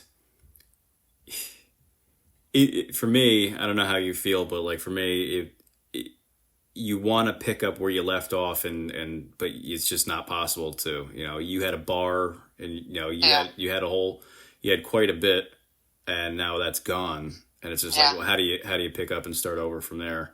Yeah, I mean, if it weren't for the Patriot Freedom Project, I'd have been really up a creek. I'm so grateful to them for what they did. Well, I'm glad you could be helped, and but I'm happy. I'm happy that at the very end of the day, you're free. I remember, I mean, look, I don't think anybody should have been in the gulag. I don't think anybody should have really been in the prisons. But at the end of the day, I know that some of us got screwed more than others, and I know that you were one of those. You were one of those people who never should have seen the inside of a jail, let alone a prison. I'm glad you're out now, and I'm glad that brother. I'm glad we're out because you shouldn't either. Well, yeah, that's true too. That's true too. But holy hell, this is hell. You could make a Lifetime movie out of the Oath Keepers. If I can bullshit like that. I think we deserve the silver screen. Yeah. Well, no, let's. We can do better than that. We can do better than that. Two Lifetime movies, one Hallmark. Yeah, there's a lot. There's so much that everybody has in terms of their stories that will never be able to fit in just a podcast or in a film or even a book. But I'm glad that, holy hell, I'm glad that I met you, and I'm glad that... Me too, brother. I'm glad that we saved so much bullshit because, as I said, no one would believe it if not. Right. I still got a whole lot more to go through. I got bags and bags of stuff. Yeah. How's it How's it feel to be a part of history, all things considered? Not exactly how I intended to make it. It feels pretty, well, I feel like I've got a lot more work to do. Yeah. There's prison reform, the whole trans issue. I definitely intend to sink my teeth into that in a big way, because of all the grooming of the children and all the sports. Like, there's just so much, and so I intend to be very outspoken. Conservatives are doing a whole lot right on that front, and they need to keep going. They're doing stuff wrong too, but all in all, they're doing things right. So I intend to try to help bring some more light to that situation. There's not enough trans people who are willing to speak out and say, hey, this agenda is wrong. Like, some people just need to transition just to live their lives. Okay, that's one thing. But, like, this has crossed so many lines that we need to nip this in the bud right now. So I intended to use my experience to bring light to the mistreatment in the BOP, for example. A lot of medical neglect, or the facilities, the prison reform, judicial reform. I mean, all the perjury and stuff that happened in our trials, the way people are forced to take plea deals and railroaded by the system, the FBI, the corruption that is weaponized our law enforcement against the people that they're there to protect. This all needs to end. Yeah. And so I think we as J6ers have the onus. We have this like burden where now that we've been through the system, we've seen just how dirty it can and is. It can be and it is. I think we have an incredible responsibility to tell our stories and to try to fix some of these problems, because I love my country, but this is a country that started with slavery. This is a country that had the women not have the right to vote. You know, this is a country that's had a lot of dirt in our past, and it's that dirt that we've swept away and we've cleaned and we've refined our country to where, no, it wasn't perfect when we formed, but we're getting better, and we've still got a lot of work to do. And I think J6ers can do a lot of that good, because we can bring so much attention to things like judicial reform and BOP reform. Absolutely. And, with that, I'd like to give you the floor, open-ended. If there's anything else you think that the public should know about you, your story, or even just January 6th as a whole, or what January 6ers would have liked the public to know, but have struggled to actually get out. The floor is yours. Is there anything else you think that America should hear? I think I've talked enough about myself. I'm going to use the opportunity to talk about y'all. Y'all was coming out to the vigil. Y'all were coming out there sending messages to us on the tablet. You guys were writing us letters, so many letters. I don't know about you, Tim, but I had 3 shoe boxes full of letters just from the DC Gulag. And bags and bags of mail, and I have more when I got to Tallahassee. I got so much love and support from y'all. You guys stood out there on your porches at night with the light on, and as we sang our national anthem, and you would tie ribbons around your trees, you did not forget us. You would talk about us constantly. You guys are why we're free, because President Trump would not have cared about us near as much if you guys didn't keep the pressure on and make this an issue. I feel like President Trump was scared at first because of all the attention, all the indictments and stuff. He was smart to be scared. I don't know that scared is the right word, but cautious. But you guys kept the pressure on. You guys kept the fight on. You guys kept reminding people we were locked up for nothing while BLM and Antifa burned America to the ground. It was you guys that would constantly remind them of that. It was you guys that would talk about the raid that would point weapons at children and people getting SWAT raided, little old grannies and stuff getting snatched out of their homes in the dark for standing on the grass. It was you guys that put money on our books. If you didn't put money on our books, you wouldn't have been able to give it to the Patriot Freedom Project, who wouldn't have given it to me, like to pay for my attorney. You guys kept up the fight, and because of you, we are free. Well, I'm similarly grateful that this country, with all its flaws, this country endured things that maybe are different than what we endured as captives, but I'm glad that this country is still around, and I'm glad that the people of this country are still, for the most part, good and loyal. And Yes. and they didn't always know what was going on with us, but when they found out, they had a problem with it. And so that gives me hope for the future. There were times when I was locked up where I wasn't sure whenever I got out if I would even still have a country left. But I'm right there with you. I'm grateful that the American people stood, especially in this last election, they stood very firm against the weaponization of law. They stood against the treatment of American citizens that we saw.